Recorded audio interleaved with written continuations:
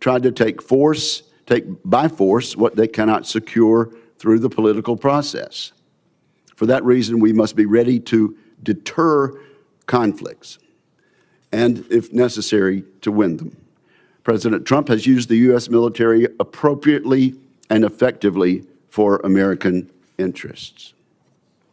He has viewed our adversaries as a united bloc and has taken action in light of that reality. In Operation Absolute Resolve and associated statecraft, the president removed an aspiring dictator off the board and set up Venezuela for a future aligned with democratic interests. In Operation Midnight Hammer, he sought to eliminate the Ayatollah's nuclear program. When the Ayatollah chose to double down, the president launched Operation Epic Fury. In that mission, he has worked to remove the regime's conventional military capabilities and force it back to the table for a permanent solution. While we all mourn the tragic loss of the 14 service members who've lost their lives in this conflict, we do so knowing the world is safer without a nuclear Iran. All of these actions are part of a peace through strength strategy. In this approach, we seek first to avoid war, but we take military action when necessary to achieve U.S. interest. And so, Mr. Secretary, I'm pleased that you are here testifying today in support of President Trump's historic $1.5 trillion defense budget request. That sum will go a long way toward rebuilding our military capabilities for a generation. I should say up front that this may be a long hearing. There's much to discuss. This $1.5 trillion request is chock full of important programs and initiatives that are absolutely necessary to secure American interest in the 21st century. I think this funding underpins and accentuates three comparative advantages the United States possesses over the axis of aggressors. The first comparative advantage America enjoys over our adversaries is that we have the best innovation and industry in the world. So I hope our witnesses today will cover the progress we've made in just the past year rebuilding the American arsenal. Last year, our reconciliation bill, combined with bipartisan appropriation bills, achieved about $1 trillion defense budget. This year's request would represent a near 50% increase. Every penny of it should be money well spent, making down payments on crucial transformational capabilities such as drone warfare, low-cost munitions, and missile defense. Also last year, Congress and the executive branch achieved historic acquisition reforms. Consequently, we're well positioned to make huge gains on efficiency this year and in the years to come, making it much more flexible and a more timely process. I look forward to discussing how we might accelerate implementation of these actions. In particular, I'd like to see the Pentagon do more this year to drive competition in the defense industrial base. Competition absolutely drives better outcomes for our service members and taxpayers. Of course, our people are the final comparative advantage we have over our adversaries. We've enjoyed significant improvements in recruitment and retention, but we need to solidify a merit-based environment that fully cares for our personnel. I commend you, Mr. Secretary, for your efforts over the past year to do just that. That task will never be finished, of course, but we embrace it gladly and we salute the progress. We will always be striving to care for and equip American service members as much as possible. I look forward to more work between this committee and the department this coming year. With that, I turn to my friend and colleague, Ranking Member Jack Reed. Well, thank you very much, Mr. Chairman, and Secretary Hegseth, General Caine, Mr. Hurst, welcome. And please convey my appreciation, all of our appreciation, to our military service members and defense civilians. We owe them our deepest sense of gratitude.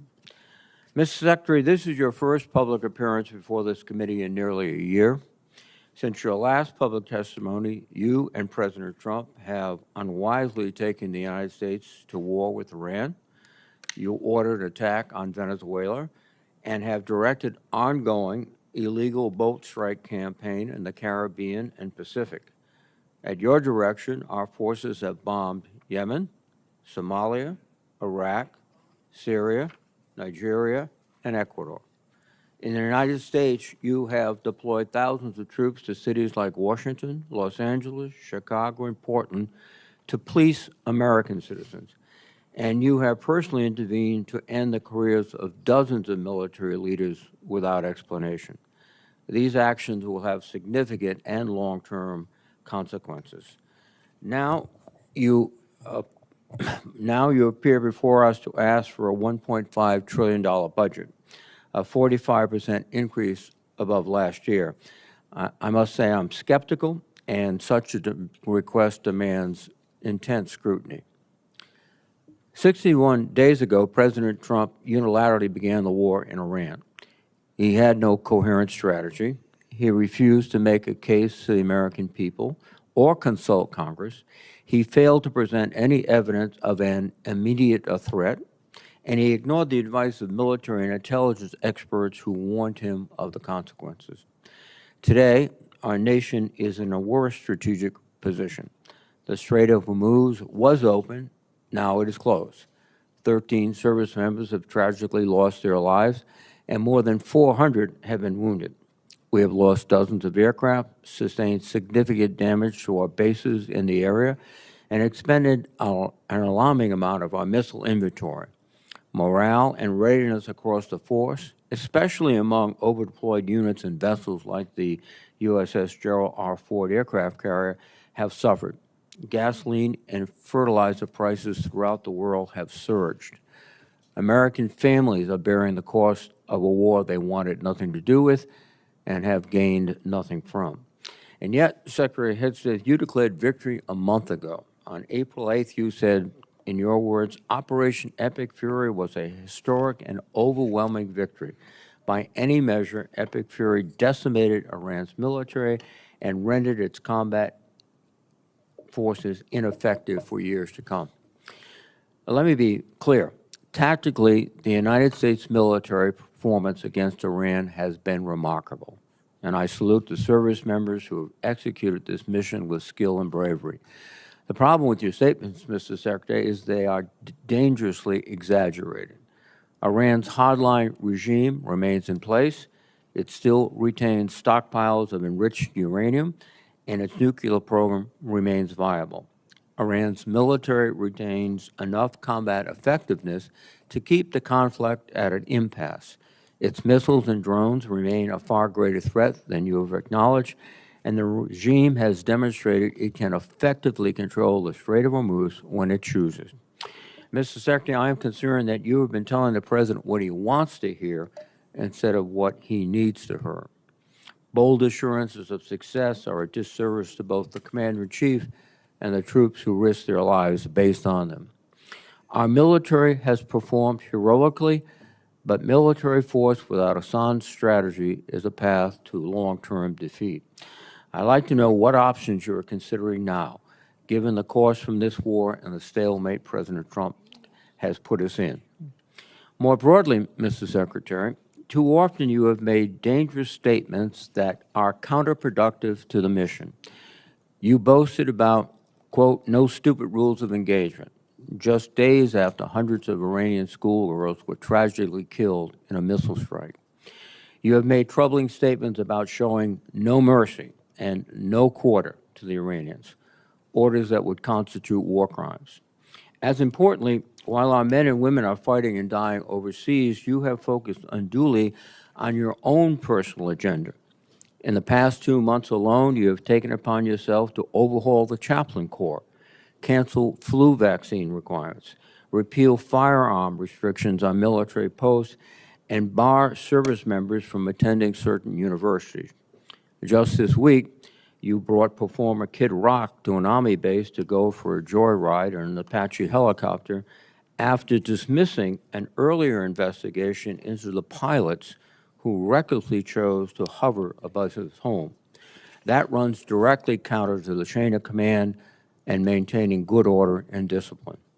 Most disturbingly, during your tenure, you have fired dozens of our most senior military leaders and personally intervened to block the promotions of many others.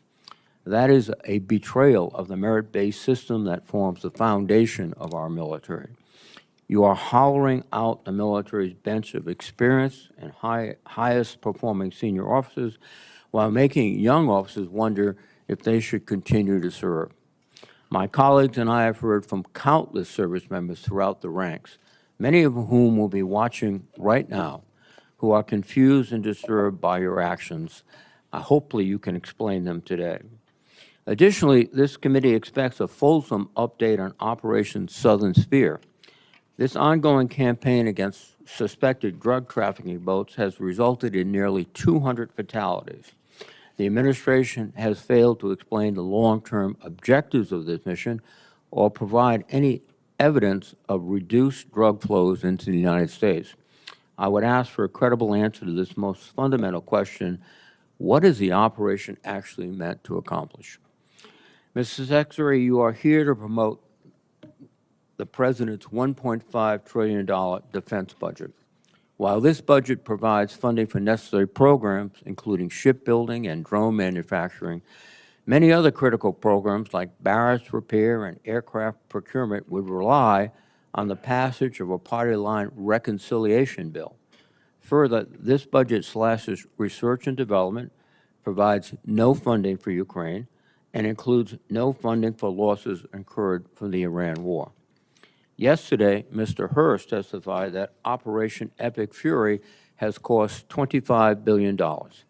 If nothing else, that help clarifies that we certainly do not need a supplemental anywhere near $100 billion, much less $200 billion. And in this record-breaking budget, there is no pay adjustments for the civilian workforce, and with inflation, that is a pay cut. After a year of DOGE layoffs and a hiring freeze across the department, this is an insult to the 800,000 men and women who support our warfighters every day. I cannot imagine a faster way to erode readiness and distract from our abilities to deter our adversaries.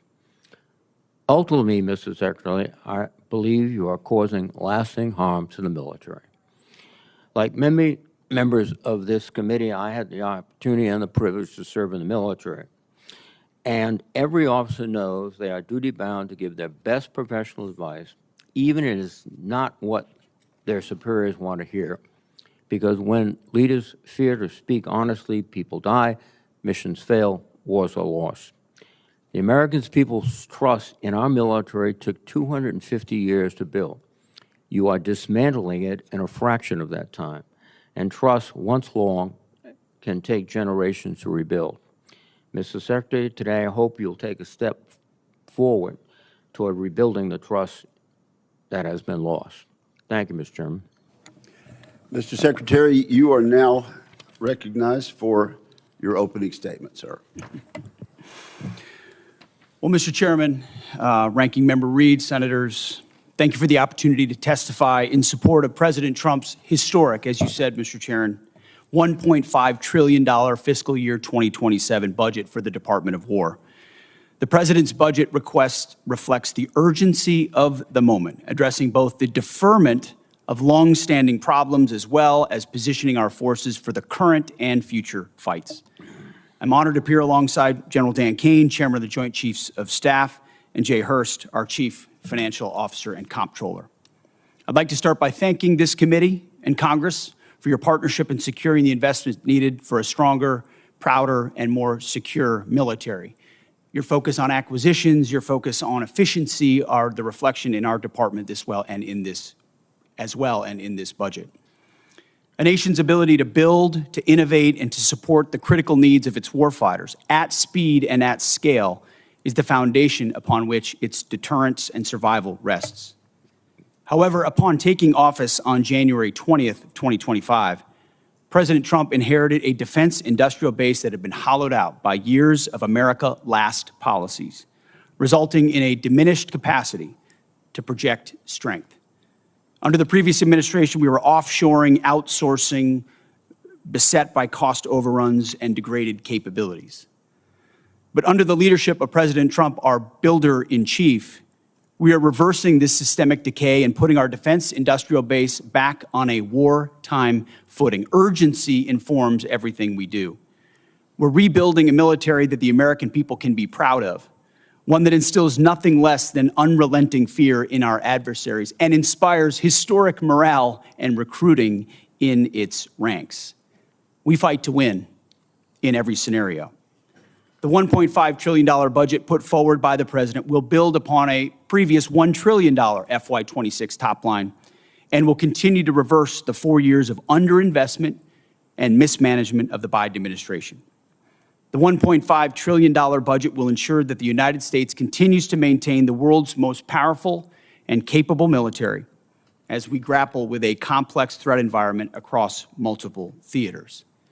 Not to mention, the budget also includes a historic troop pay increase, 7% for junior enlisted, and the budget eliminates all poor or failing barracks. Quality of life for our troops is front and center in this budget.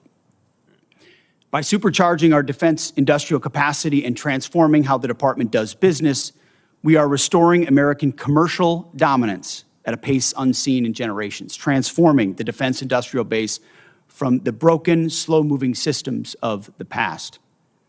We have flipped the Pentagon acquisition process from a bureaucratic model to a business model, decisively moving from an acquisitions environment paralyzed by bureaucratic red tape into an outcomes-driven organization focused on delivering the most for taxpayer dollars. Over the past year, through historic multi-year procurement agreements that this committee supported, we've cut smart business deals that have sent unambiguous demand signals to industry to build more and build faster. The result has been a surge, a revitalization of our great American factories and a massive reinvestment in the skilled American workers who serve as the industrial muscle behind our warriors. You're a war criminal. You should be arrested. What you're doing is despicable. The American people do not want to go to this war. We don't want to fight a war for any people. This is unacceptable. Further interruptions of our hearing will be treated in like manner. We appreciate the First Amendment rights of Americans to express themselves, but disruption of this hearing will not be tolerated. So, Mr. Secretary, you may continue. I'll briefly provide some concrete high-level metrics of what we've accomplished over just the past few months. These are announced new facilities and investments to support American warfighters. The department has helped stimulate more than 250 private investment deals in 39 states, 180 cities, in 150 companies worth more than $50 billion. It's resulted in 280 new or expanded facilities, more than 18 million new square feet of American manufacturing, and more than 70,000 new jobs. These $50 billion in investments in new plants, new assembly lines, and new factories are private investments, not taxpayer dollars. By completely transforming our department's business model, American companies are investing in America with their own dollars, a historic demonstration of American manufacturing and defense revitalization, all with their money, not Uncle Sam's. This has never been done before and is long overdue, from a bureaucratic model to a business model.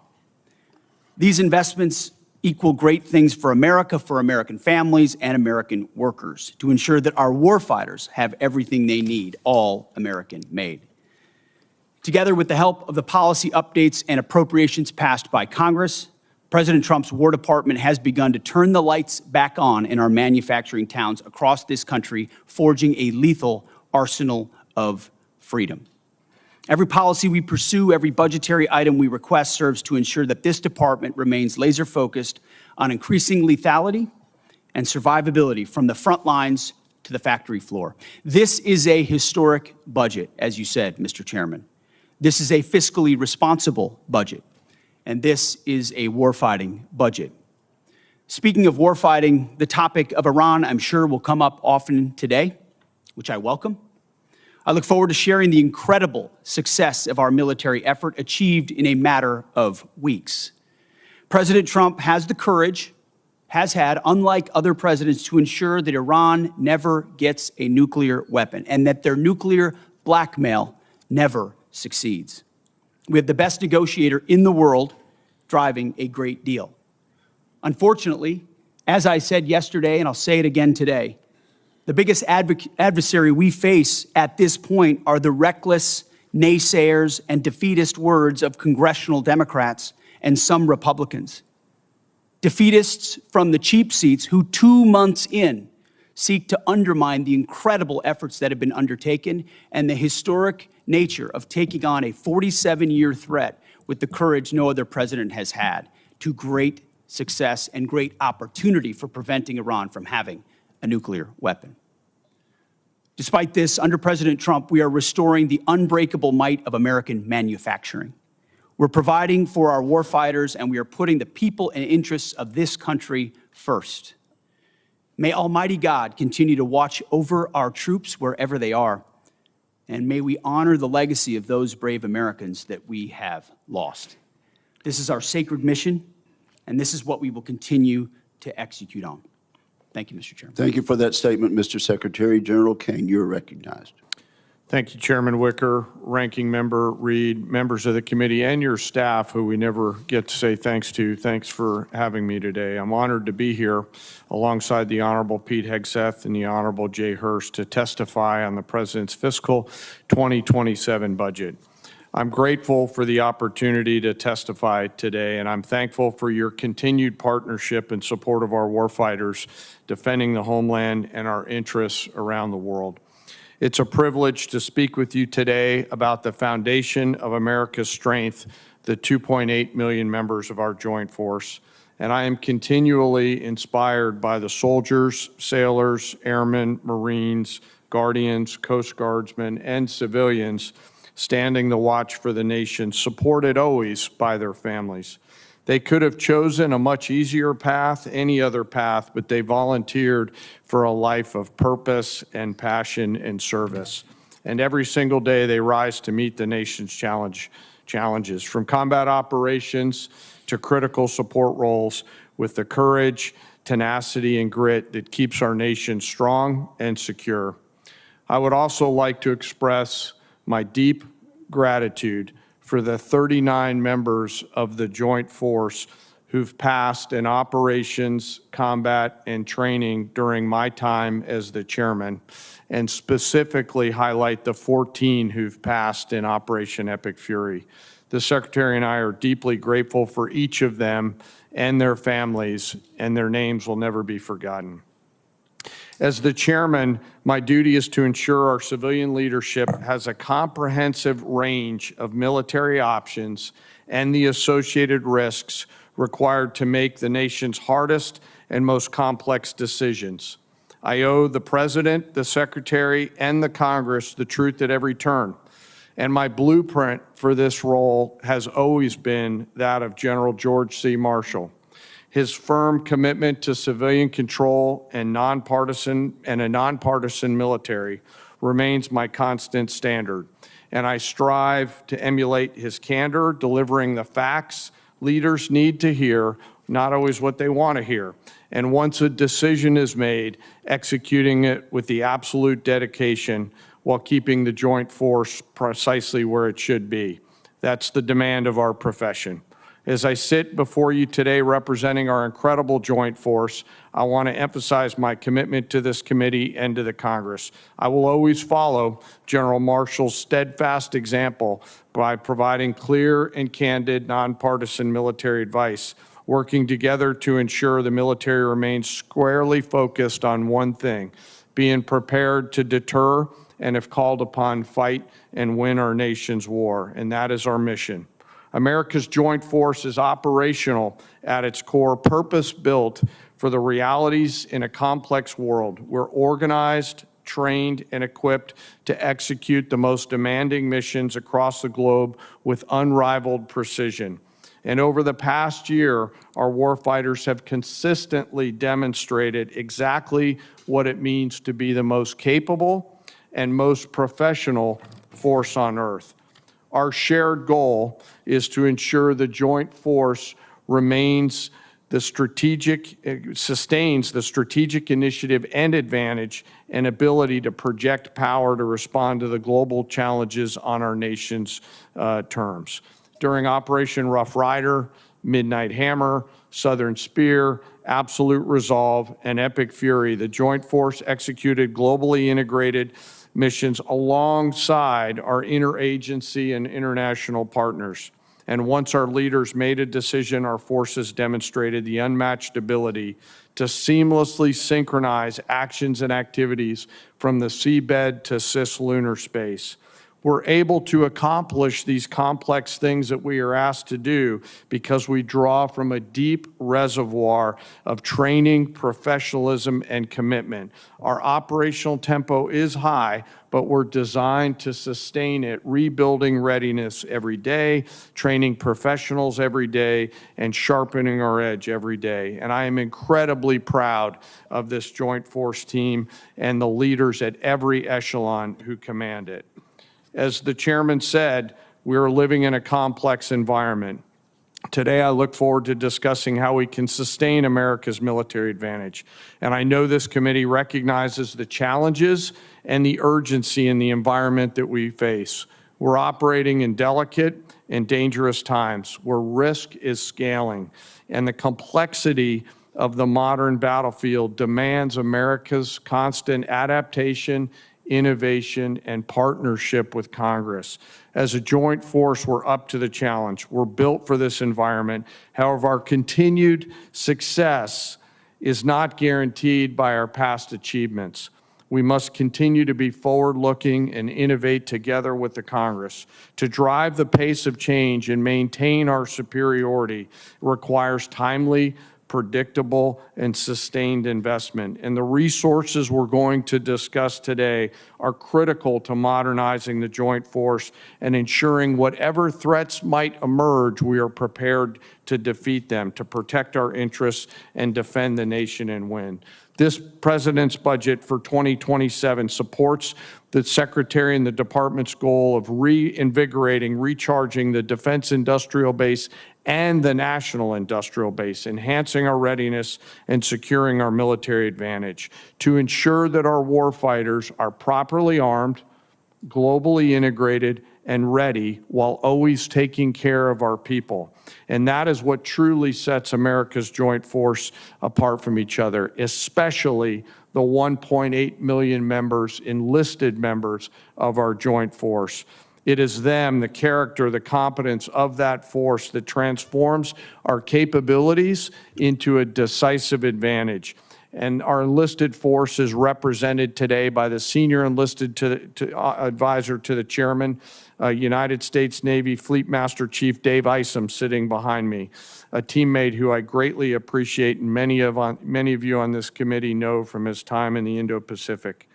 While we face dynamic and dangerous times, I have absolute trust and confidence in the extraordinary men and women within our joint force who every day execute the missions we ask them to quietly and with precision. And coupled with the American spirit to outthink, outcompete, and relentlessly innovate, we will maintain our decisive edge, but doing so requires your continued partnership. We stand ready today to answer the nation's call. I humbly ask that as we're here today in this hearing, we remember those deployed service members who are out there right now doing our nation's work. And may we always remember our fallen and never forget them or their families who continue to show us what courage looks like. Thank you for your enduring support, and I look forward to your questions. Thank you very much, General. We appreciate your service. Let's jump right in. Secretary Hegseth, let's talk about the money from Reconciliation 1.0 last year. There have been some complaints about the speed, but not everything we hear is actually accurate. How much of the $154 billion from Reconciliation has the Pentagon put on contract? My understanding, Mr. Chairman, first I'd like to say what an important vehicle reconciliation was for us and how it gave us a chance coming out of FY25 to advance the president's priorities, whether it's drone dominance, Golden Dome for America, shipbuilding, the defense industrial base. It was a critical vehicle for us. The number you're looking for is about, what I'm looking at, about $26 billion right now. But we've got the floodgates about to open and apply to those priorities. Okay, so unfortunately, you're starting a bit late through no fault of your own because the money was not sent timely by the Office of Management and Budget to the department until last month. That's over and done with, but it should be mentioned. Mr. Secretary, where are we on the obligation rates as far as a normal appropriation bill? Are we a little behind, a little ahead, or what? I would say probably a little bit behind as it pertains to reconciliation, but part of that is, as you know, this is a new funding vehicle for the department. And twofold. One, you got to make sure you do it right and do it in a fiscally responsible way in conjunction with the Congress to ensure that we meet congressional intent. But also that we've been using it to energize our ability to exercise new pathways, to get at problems in different and more dynamic ways that don't get stovepiped or stuck in the bureaucracy. So yes, there's been some delays, but ultimately I think it's all goodness on the other side, given the new nature of this funding vehicle. Right, yes, well, and things have been done differently, and we appreciate that. But Mr. Secretary, will you commit to us that you'll keep the committee informed frequently of your efforts to get all this money out the door so our industrial base can start building as you have described in this new flexibility that we provided them? Absolutely. And you mentioned a few things in reconciliation that you think have been game changers. I don't think we've talked enough about some of the game changers. For years, we failed to take action on rebuilding America's drone industrial base and critical mineral supply chains. After last reconciliation bill and the National Defense Authorization Act, we're in a very different position on drones and critical mineral supply chains, are we not? Very much so. Mineral supply chains, drones, we went from JIATA 401 to an autonomous warfare group. We're looking at the concept of a sub-unified command, and you're looking at $54 billion in the FY27 budget dedicated to drone dominance, UAS, counter-UAS, ensuring we can scale not just exquisite drones, but also the attritable ones that are proliferating on the battlefield today. We need to be ahead. Are there any other initiatives from last year's bill that you want to point out? And you only have a minute and a half. The investment in Golden Dome for America, Right. the ability to get running on that, and we are on schedule to deliver capabilities inside this administration. Minerals and shoring up supply chains on minerals. The Office of Strategic Capital, which its ability to loan gives 10x to new entrants into the department, the opportunity to fund things that wouldn't normally meet the threshold for the department, but give them the running room to invest in those capabilities, and we've already seen fruit from that as well. And briefly, General Caine, there's no question that Vladimir Putin's Russia is taking serious action to undermine our efforts for success in Iran. Is there any question about that? Senator, I think there's actions and activities that are mindful of the hearing room we're in, but there's definitely some action there. Thank you very much. Senator Reid, you're recognized. Thank you very much, Mr. Chairman. Mr. Secretary, you recently fired the Army Chief of Staff, General Randy George, who's one of the most distinguished and decorated officers of his generation. General George's nomination came before us. We reviewed it thoroughly, and we concurred. Why did you fire General George? Well, as I did then, and I'll say now, we thank General George for his service. And out of respect to him and other officers, we never talk about the nature of why certain officers are asked to step down. But we all serve at the pleasure of the president. And ultimately, my view in coming into this department, as I stated in my confirmation hearing, was to change the culture of the department. And it's ultimately challenging to change the culture of a department with the same people who are a part of or in that department. So I have made many changes with general officers. We will continue to make changes as necessary with general officers, and they will be in keeping with the trajectory of where we would like to take the department. But it doesn't take away from the service of those, and I think you will note that every officer that's been asked to leave has been treated with respect. Interesting. Of the 24 officers that you have fired for reasons unrelated to performance, since you have not indicated any cause, 60% are black or females. Now, did the president direct you to single out female and black officers to be dismissed? Senator, of course not. And as we've emphasized at this department from the beginning, the only metric is merit. Members on this committee and the previous leadership of this department were focused on social engineering, race and gender in ways that we think were unhealthy for the department, focusing on those things, making decisions based on those things. Okay. In President Trump's War Department, we make decisions based on only one thing, merit. And that's how we've made decisions going forward. That's how we've made them, and that's how we'll make them going forward. Well, let me go back to General George. What did he fail in terms of his lack of merit to continue serving? As I said, I don't talk about the nature of dismissal out of respect for these officers. But ultimately, we want to take the department in a particular direction, certain services in a particular direction, and we want leadership that's running as fast in that direction as possible. And in some cases, we make changes accordingly, but do so out of respect to those officers. Well, I think that direction from your behavior is an intense interest in Christianity, in nationalism, and in not recognizing the talents of women and non-white gentlemen, and that's the wrong direction. I don't know what you're insinuating, Senator, but I am not ashamed of my faith in Jesus Christ. Well, you shouldn't be ashamed. And if you want to shame me for it, go ahead. I'm not shaming you, but are you critical of other faiths? I am a believer. I'm quite open in that, and our department allows for a multitude of faiths. So I don't know what you're suggesting. I've heard the likes of things that people like you suggest to try to smear my character, and I won't give into it. No. I'm sorry, Mr. Secretary, but broadcasting before the national religious broadcasters stressing the need for more Christianity in the military forces doesn't seem like a neutral position in which you tolerate and accept all religions. Let me move on. The strategic aspects of this operation in Iran. The president declared that we're going to destroy their missiles and raise their missile industry to the ground. And after more than 13,000 strikes, unclassified assessments conclude that Iran retains more than 40% of its drone arsenal and 60% of its ballistic missile launches compared with pre-war levels. That's one of his objectives.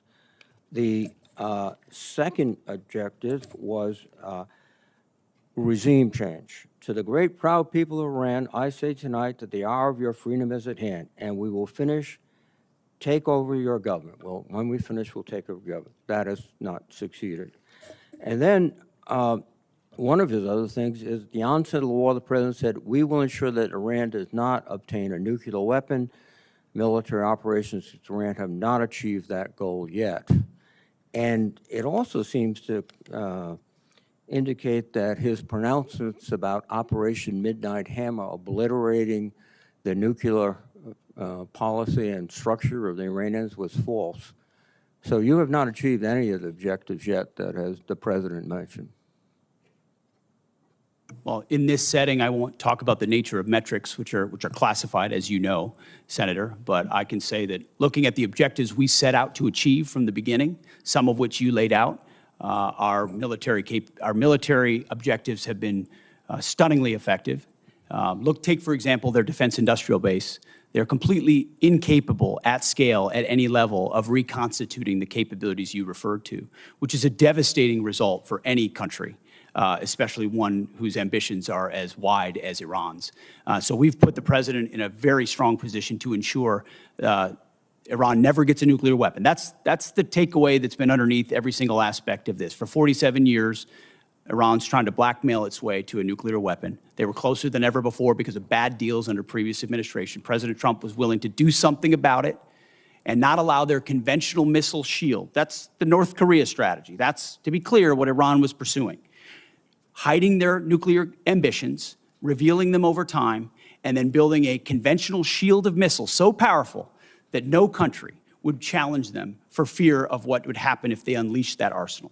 Weakened after the 12-day war and Midnight Hammer, which did obliterate their sites, President Trump saw an opportunity because their ambitions continued to ensure that umbrella of nuclear blackmail did not allow them to get to a nuclear weapon. And the world is safer because of his bold and historic choice.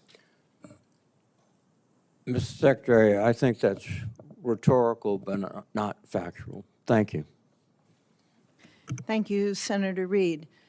Mr. Secretary, Mr. Hurst, General Caine, welcome. Over the last several months, I've worked closely with some of the new direct reporting program managers, and I've been encouraged by how they're approaching the department's most complex acquisition systems. General White's pulled forward the next milestone for the Sentinel program by at least 6 months. General Gutlein has completed the initial blueprint for the Golden Dome architecture and is beginning to build it out. For years, this committee has known that we must improve our ability to defend our homeland against a wider variety of threats. And we finally have a partner with the full backing of the department to lead the charge. Mr. Secretary, what's the advantage of this new type of program management structure? Well, thank you for the question, Senator. It's acquisition authority, technical authority, contracting authority. It's consolidating decision-making in one place under a highly screened, highly capable General White and General Gutlein, who know that terrain extremely well and understand what mistakes have been made in the past in programs of that magnitude, and then are given the authority to cut through the red tape. That's the key. Success or failure lands with them, and they know it. And as a result, they're incentivized to ensure that program, and then given every dollar and authority needed to move it as quickly as possible. So whether it's Sentinel, whether it's F-47, whether it's Golden Dome for America, these critical strategic assets, the direct report construct, along with Deputy Secretary Feinberg, who is a national treasure and is changing the way we do business at this department, is giving us a chance to ensure these critical systems are delivered. Thank you. And General Caine, can you give us your thoughts on why the Golden Dome received why they must receive that requested $17 billion in funding for the fiscal year 27? Well, Senator, it's as you know, it's an essential part of our Homeland Security layered defense, and as General Gutlein begins to do the work that you're asking about, and frankly helping to advance, you know, the insurance around that down payment, charging the defense industrial base with those capital allocations will allow them to get after it much quicker. We appreciate the help. And if there's a delay in that funding? Well, I hopefully there won't be, Senator, because we've got a leader on that account 24/7, 365. But if we do, we'll always, of course, come back and talk to the Congress, but also figure out what has to be true to help that constraint get removed in that production system. And that's really what we're asking these leaders to do, is to be able to get past the theory of constraints. Okay, thank you. Secretary Hegseth, I agree with your statement on nuclear deterrence when you said nothing else matters if we don't get this right, so we will. We need a modernized nuclear triad and NC3 architecture that can credibly deter multiple adversaries instead of an insufficient nuclear force structure based on fundamentally flawed assumptions made 16 years ago. Our presidents must also have a more diverse set of options so that they can effectively manage more complex nuclear escalation dynamics. So, Mr. Secretary, how does this budget request achieve those objectives? Well, thank you for your leadership on this issue for a very long time. First and foremost, it invests in it.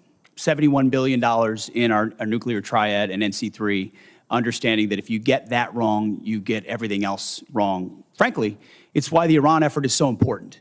Imagine what the situation in the region would look like if Iran also wielded a nuclear weapon and the limits it would put on our capabilities in those situations.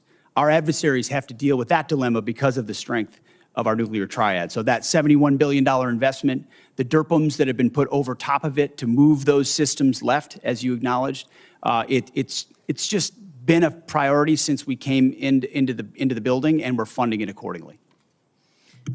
And Chairman Caine, Secretary Hegseth, whoever would like to answer this, should our nuclear command control and communication systems like the SAOC be given the same level of priority as Congress considers the department's budget request as our triad? I think so, but I defer to the chairman. Yes, ma'am. We got to be able to see to anything. So, yes, ma'am. Thank you. Senator Shaheen, you are recognized. Thank you, Madam Chair. Secretary Hegseth, Congress enacted $400 million to provide security assistance to Ukraine in January. Now, the committee received a notification just yesterday confirming only that the funding would go toward Ukraine. It contained no details about the type of equipment, no delivery timelines, nothing that is typically included in these notifications. And when asked about the delay in funding, the committee was told that Bridge Colby was developing a spend plan, but we've received nothing. So when can we expect the full spend plan for this appropriation? And Madam Chair, can I, if this is not already part of the record for the committee, can I enter it into the record? Without objection. We acknowledge and are executing on the European capacity building amount of $400 million that you referred to. Undersecretary Colby's done a great job looking at options and worked very closely with our European commander, General Grinkowitz. So his requests of what makes the most sense will inform what ultimately is invested in. Well, this notification says that EUCOM coordinated on the spend plan in March, but General Grinkowitz told this committee on April 16th that he had not yet been asked to review any spend plan for this appropriation. So, General Caine, have you received the spend plan for funds in Ukraine, and have you asked the EUCOM commander for his concurrence? I do not believe so, but I will find out, Senator, and get back to you by the end of the day. Thank you.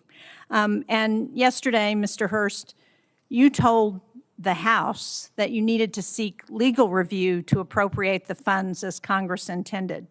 So can you share with us what the nature of that legal review is? And seems to me the law was pretty clear. I saw it. It was part of the defense appropriations bill that we passed in January. And as you know, violating congressional intent on appropriating funds is a violation of the Impoundment Control Act. So what's the nature of the legal review that you have to get? Thanks for the question, Senator. What we were looking at is if we could use the funds in the same manner as USAI, and we had our counsel look at that. And so they provided us a legal opinion on how the funds could be used to support European capacity building. And can you share with this committee what that legal opinion is? Ma'am, I don't have a copy of that, but we can ask the OGC office if they can supply it to you. Madam Chair, can we ask that that legal opinion is shared with the committee officially? Thank you. Also, I don't know who can answer this, but it says that consistent with the President's priority to shift the financial burden of Ukraine support to European partners, the United States will seek commensurate financial contributions via the Prioritized Ukraine Requirements List, or PEARL, from the European partners for this program. So what's the justification for using PEARL when there's $400 million in appropriated funds? Can somebody answer? PEARL is a reflection of the President's priority and the belief that any weapons that are supplied are paid for by European partners and used as they see fit, whether it's Ukraine or somewhere else. the intent of Congress in providing that $400 million. As I understand the Pearl program, the Europeans purchase those weapons from the United States, and they pay for them. But this appropriation was $400 million that Congress expected to be provided to Ukraine, not paid for by the Europeans, but provided from the United States to support Ukraine. So again, I don't understand what the justification is for using Pearl when that's not the intent that Congress provided. We're following the intent of European capacity building, but at the same time recognizing that wherever Pearl can be utilized so that the Europeans contribute to that fight, per the burden sharing But approach that this was president not takes is important. congressional intent. And that's what I'm asking you, why you're using Pearl to do something that Congress intended to go directly to Ukraine. Well, we Mr. look Hurst, forward to can working you with you answer on that. What was the legal opinion on this? Did you ask the attorneys if the $400 million could be used for the Pearl program? Let's get back to you. We'll take it for the record, ma'am. Thank you. And what portion of the funding that's committed from the Europeans under Pearl is being used to assist Ukraine rather than restocking our own shelves? Can you answer us that? That's up to Europe. Ultimately, Europe pays for any weapons that we provide, and they can utilize them as they see fit, whether it's Ukraine or otherwise. Thank you, Senator Thank you. Shaheen. There have been a number of times when our witnesses have stated, both in the closed hearing and up here, that they will get back to us. And we certainly hope that will happen very expeditiously. So thank you very much, and thank you, Senator Shaheen. Senator Cotton. Thank you, gentlemen, for your appearance today. Mr. Secretary, you provided us with a chart here entitled The Arsenal of Freedom, which includes a lot of sites that you visited. My favorite one is down here in South Arkansas, Camden, where you and I had a chance to visit just a couple months ago, highlighting the great work that the people there are doing to help rebuild our arsenal of freedom. Thank you, first off, for being there and for your kind words for the workforce of the people of South Arkansas. Isn't it fair to say that the war in Iran, just like the Ukraine war before it and still today, hasn't caused any challenges with our munitions the way some of our Democratic colleagues would say, but it's exposed a decades-old problem of brittleness and fragility in our defense industrial base before you and General Caine took over, and that we're trying to address right now? In many ways, that's precisely what we're trying to address. We also have a situation where President Trump rebuilt our military in the first term, and a lot of those munitions and a lot of those capabilities were sent to Ukraine under the previous administration, to the point where when we ask our commanders or when we look at O plans, the answer often is that was sent to Ukraine. So the recognition of those two things has, as the president gave us a charge from day one to rebuild the arsenal of freedom, to fast forward, not to provide a little bit more of each thing, but 2x, 3x, 4x the number of exquisite munitions that we need. The expenditures that we've seen under this administration, we can account for them, and we ensure that other O plans and elsewhere are well taken care of. So on the munitions front, we're in really good shape, but we need to accelerate, and that's exactly what we're doing. And I think that's an important point you make, is that we're not just trying to fill a hole that was created by epic fury or by support for Ukraine. We're going to fill that and then go much beyond that for our needs in the future. So we're never caught where we were over the last several years with these worries about munitions running short. Is that right, Mr. Secretary? That's exactly right. The president has charged up with not just replacing anything, but filling it up, as he might say, to the tippy top, and make sure that the remainder of this term and future presidents have all the munitions they need for any level of contingencies, especially considering the dangerous world we live in. I want to turn now to Operation Epic Fury. It's been a smashing military success. Unfortunately, we have suffered casualties, to include soldiers killed in the line of action. Obviously, our military takes the greatest steps possible to protect our troops, whether they are in action or whether they are on bases in the region. No war, though, is antiseptic. Mr. Secretary, could you explain some of the steps we've taken to try to minimize, to the greatest extent we can, the number of casualties we've taken in the Middle East? First of all, every Every day, we live to ensure that we follow through on the legacy of those who gave everything. So that's front and center for us. But I can also say, and the chairman may want to weigh in, from the beginning of looking at the possibility of this contingency, setting the defense and ensuring that Admiral Cooper and everyone throughout CENTCOM had every possible measure they could to ensure that our troops are protected and force protection was maximized was the top priority. Moving assets to the region, we integrated our air defenses with local Gulf countries to ensure our shot doctrine was maximized, whether it's ballistic missiles or on drones, flowing in the most recent capabilities to ensure we can intercept drones, moving troops off the X. I think what people mostly don't know is that a massive effort was undertaken before this conflict to move as many humans off of targets to other places and maintain operational security about where they might be to minimize the space with which Iran could hit. We always knew something getting through was a tragic possibility. But I can assure you, from our perspective, that was priority number one, as it was Admiral Cooper's, to ensure that fortification and missile defenses were right there when we went on offense if we had to.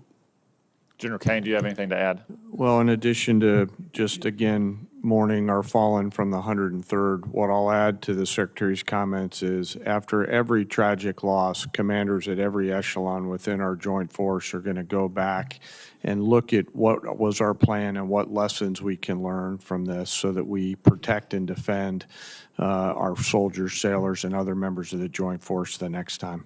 Thank you. And I know you do, and I just wanted to give you the opportunity to speak to what you've done to try to prevent casualties and minimize them. Obviously, again, no war is antiseptic. One final question. I understand you've been accused of lying to the president.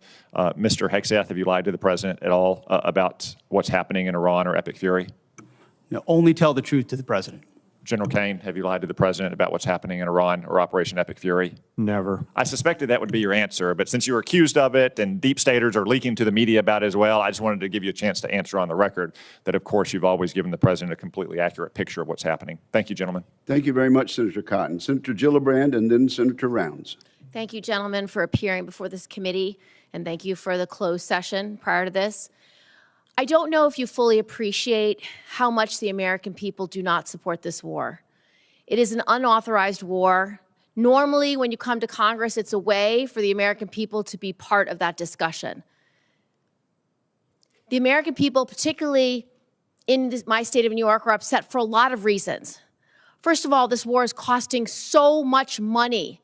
Over $25 billion already, estimates $1 billion a day, and they're feeling it every single day at the gas pump with higher prices for both fuel, for diesel, for gasoline for their cars.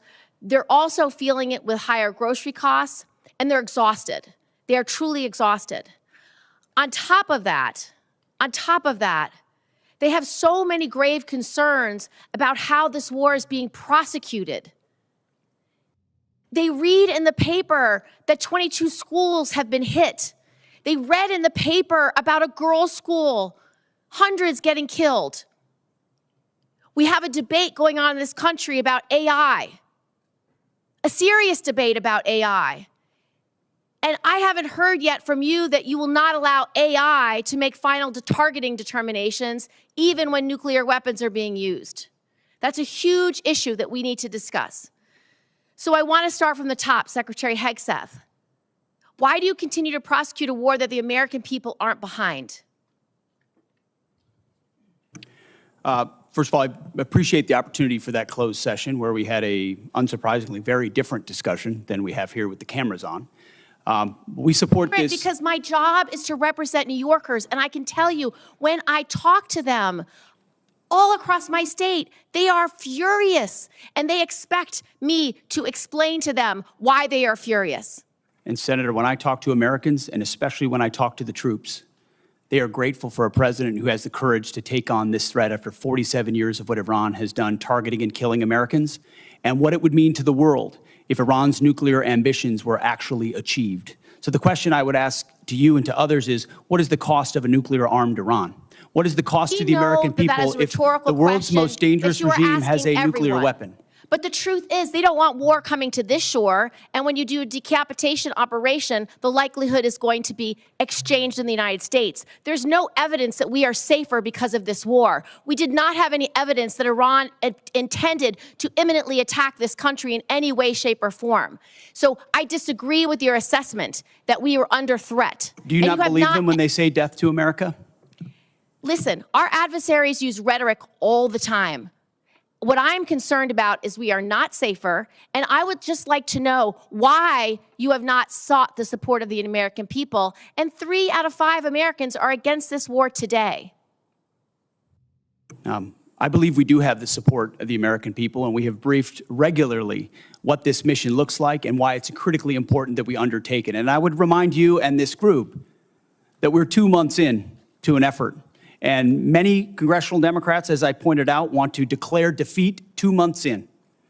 Iraq took how many years? Afghanistan took how many years? And they were nebulous missions that people went along with. This is different. This is a defined mission set that we have had great success in pursuing against a determined enemy who seeks nuclear weapons. And I'm proud of the opportunity to remind the American people, because they believe in it as well, that they can't have it. You don't care whether the American people support this war. The American people are quite smart. They understand and see through spin. They know that a regime that says death to America, that seeks nuclear weapons and the ability to deliver. Did they lie about the range of their missiles? How much Because I saw a 4,000 How much kilometer more will you missile ask the get American shot people at to pay for this war? Diego right Garcia. now, do you want it $1 billion a day? Do you want it $2 billion a day? You're asking for $200 billion more to fund this war and to make sure we have didn't ask for $200 billion. I don't know where you got that number from, Senator. I think you got it from the news, which you should be careful what you read in the news. Okay, Mr. Hegseth, Secretary Hegseth, here's a few more. Let's talk about how you're prosecuting the war. What is your response to targeting that has resulted in the destruction of schools, hospitals, civilian places? Why did you cut by 90% the division that's supposed to help you not target civilians? And do you know the impact of a strategic failure at a war when you have so many civilian casualties? You may have tactically completed a mission well, but strategically is not meeting your goals because of the harms to civilians. What is the cost of that? Let's leave time for an answer. No military, no country works harder at every echelon to ensure they protect civilian lives than the United States military. And that is a ironclad commitment that we make, no matter what systems we use. And why did you cut the department by 90%? Thank you, Senator Gillibrand. There'll be other rounds of questions. Senator Rounds, you are now recognized. Thank you, Mr. Chairman. First of all, thank you to all of you for your service to our country. Let me just I'll allow you to finish the answer a little bit with regard to the senator from New York. Does the United States military ever target a civilian center? Well, thank you, Senator. Unlike our adversaries, unlike radical Islamists, unlike those that target civilians or use civilians as shields, the United States military never targets civilians and puts constructs in place to ensure that the maximum extent possible, we do not harm or hit civilians. Is war a difficult place with a lot of complexities? Absolutely right. But no country does more and no department does more than our department. Do you still have all of the resources necessary to assure that every opportunity to eliminate that as a threat in terms of that happening? Do we still have the resources available in the department to make sure that we do the best we can never to hit a civilian target? Every resource necessary at every echelon is available, legal, intel, and otherwise, to ensure that we minimize at every extent possible civilian casualties. And the suggestion was made that somehow AI might be used without a human in the loop, which is a classic Anthropic talking point, which is half of what we talked about previously. There is a human in the loop on decisions that are made, and the suggestion otherwise is to suggest that somehow AI is running targeting. Thank you. Right now, part of what we're also talking about is not just are we engaged right now in terms of trying to eliminate the threat from Iran in terms of being a nuclear-armed country, but we've also got staring with us as well the fact that we have an ongoing principal threat with regard to a pacing threat with China. The dual-capable B-21 Raider will be a critical part of both our conventional and our nuclear deterrence against China and Russia. As you know, the Air Force's program of record includes plans to procure 100 B-21s, but many national security experts and leaders, including STRATCOM Commander Admiral Corral and INDOPACOM Commander Admiral Paparo, are calling for a greater number of B-21s. Admiral Paparo testified here last week that he would favor buying 200 B-21s. Secretary Hegseth and Chairman Caine, could you speak to the progress and the importance of the B-21 program, and if you agree with the growing sentiment that the U.S. needs to revisit the B-21 program of record and assess the requirement for at least 200 B-21s to match the global threat, would you speak just to exactly what that would mean and what the probability of that is? Thank you for the question, and I appreciate the fact that you're listening to and hearing from combatant commanders, because that's who we listen to as well, who are looking at the operational plans and what would be required to ensure we deter and, if necessary, defeat. Assets like the B-21 or the F-47 are critical to that. That's why we're funding them and increasing the funding, and where necessary would increase the allocation. And I think you see a budget that reflects the reality that we have to invest in more capabilities to include the B-21, which is ahead of schedule. And we will be funding to the tune of $6 billion, and we believe will require a lot more, over 100 in the future. But I'll defer to the chairman. Hey, sir, thank you for the question. Working through the JROC and the vice chiefs, I'll absolutely stack hands around assessing the requirement, and we're glad to see B-21 on the flight path, no pun intended, that it's on through operational testing. On the specific numbers, the one sort of big picture strategic thing I want to say is we want to make sure, as we think through what does air power of the future look like based on the evolving threat, that we're staying well in front of it. And so that's the only thing we'll look at in the assessment. But I'm on board with assessing the numbers. I want to make sure we're buying ahead of the technology development curve so that we give all those young warfighters out there the capabilities that we need well into the future. Is there any question at all that we're going to need more than 100 B-21s?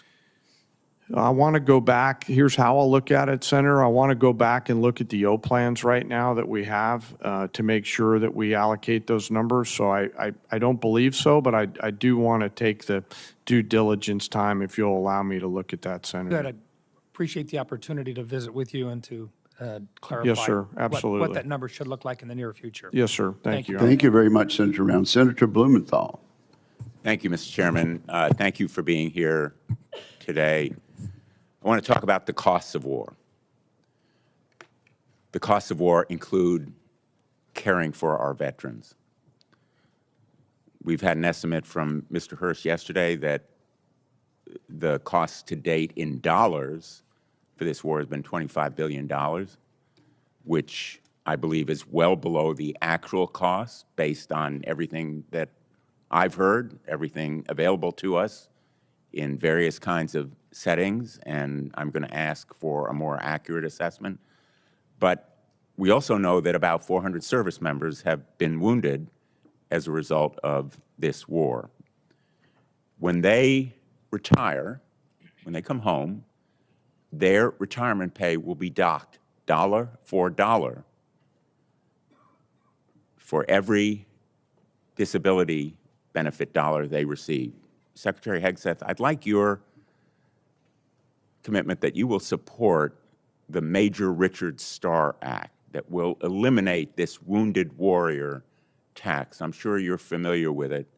Tens of thousands of servicemen and women now are reduced in their retirement pay literally for every dollar of disability benefits they receive. Well, I appreciate your focus on this issue, and I will tell you you mentioned roughly 400 that have been injured. Thankfully, over 90% are returned to duty. But that doesn't mean they wouldn't have a residual challenge. And we're tracking that at point of injury to ensure that that is noted, even though they're returned to duty.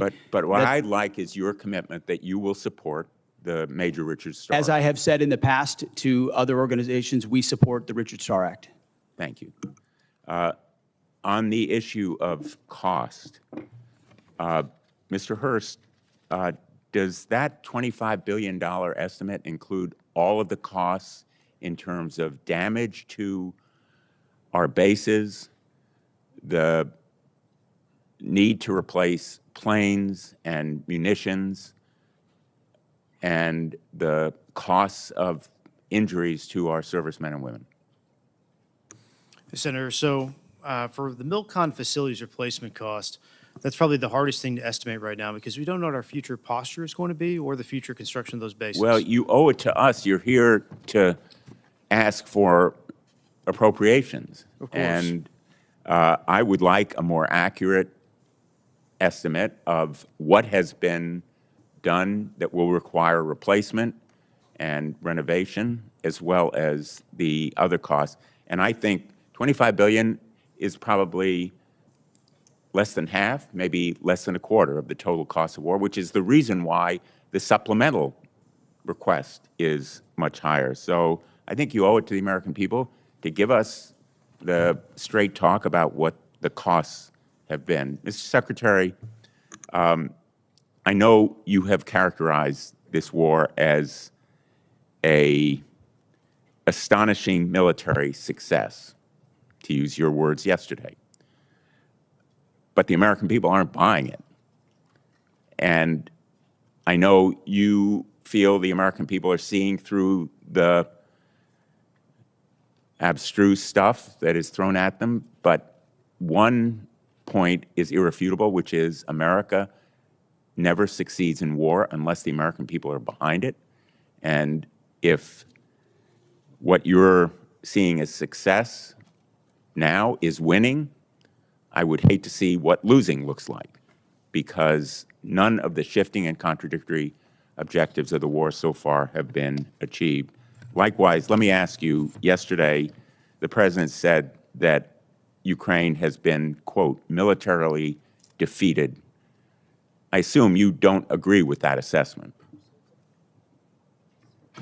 The negative nature in which you characterize the incredible and historic effort in Iran is part of the reason, Senator, why the American people view it the way they do. It's why I looked out at our press corps at the Pentagon and called them the Pharisees in the press.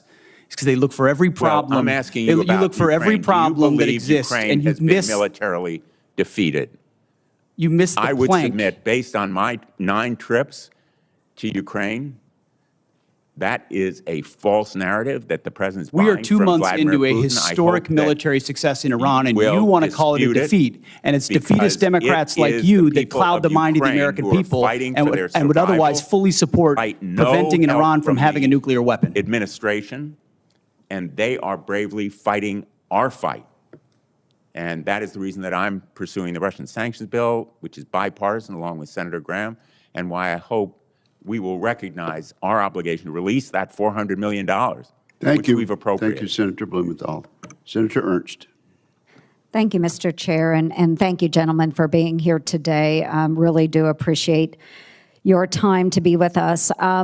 Before I begin some of my questions, I do want to start with something personal, and both to you, Secretary Hegseth, and to the chairman. I want to thank you both for the time that you take to recognize our fallen and those that have given, of course, during this administration, given their all.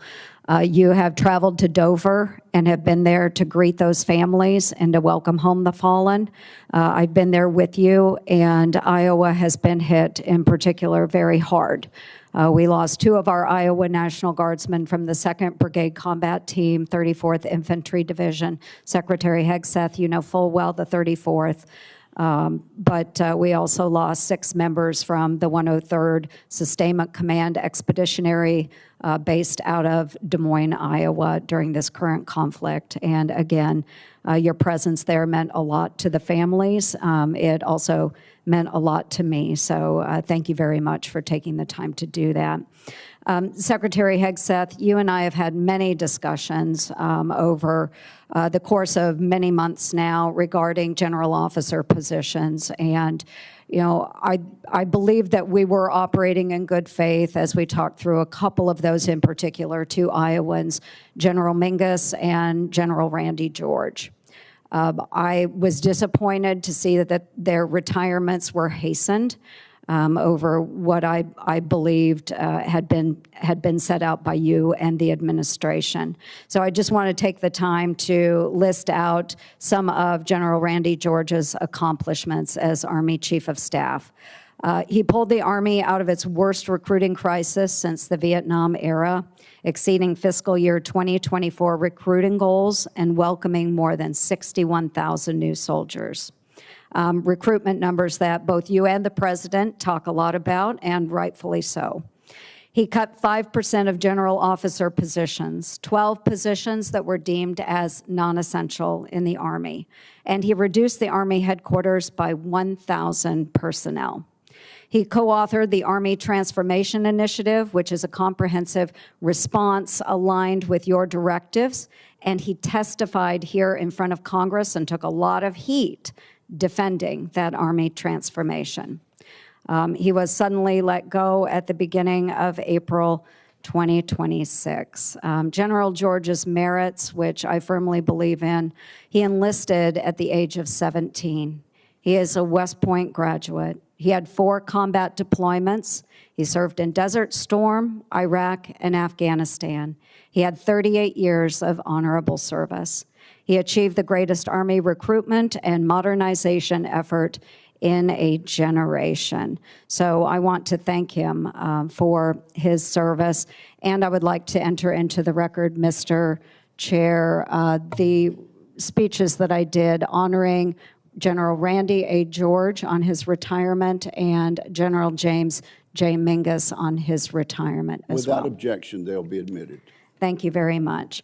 I'd like to talk a little bit about the audit, Mr. Secretary.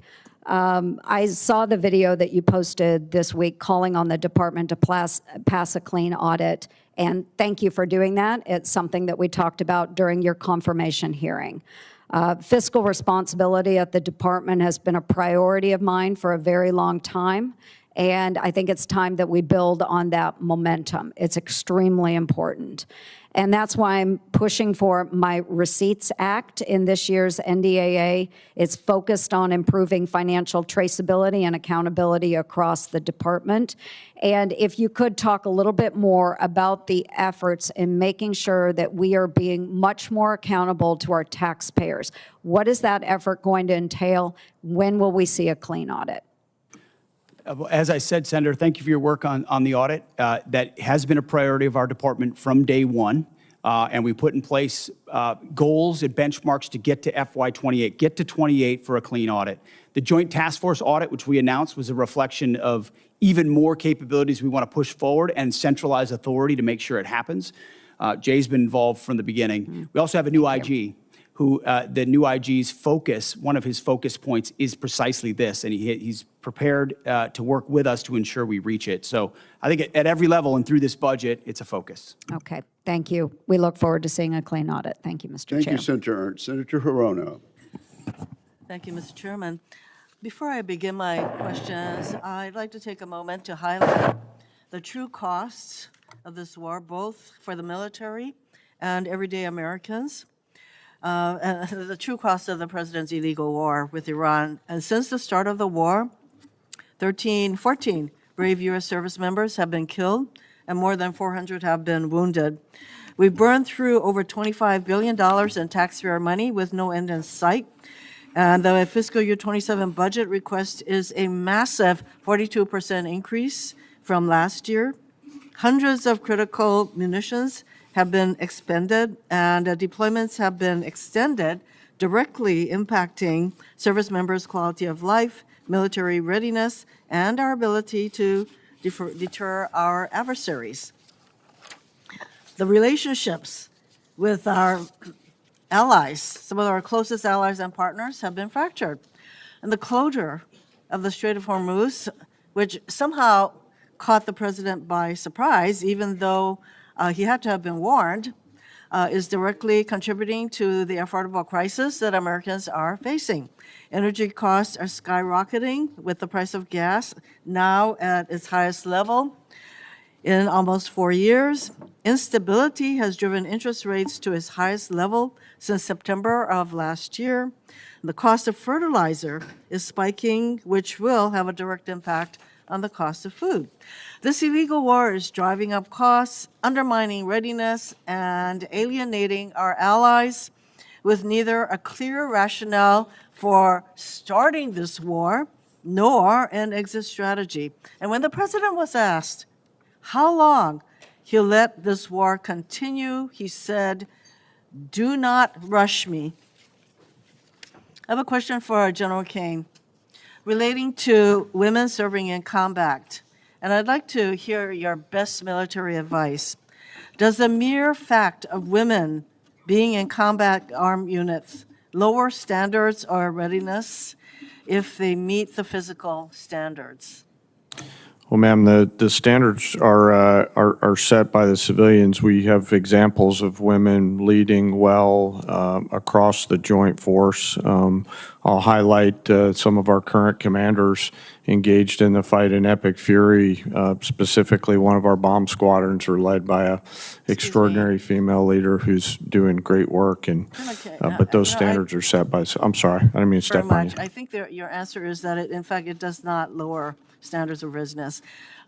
Second question, should every service member, regardless of gender, be permitted to serve in any role, including the combat arms, if they meet the standards established?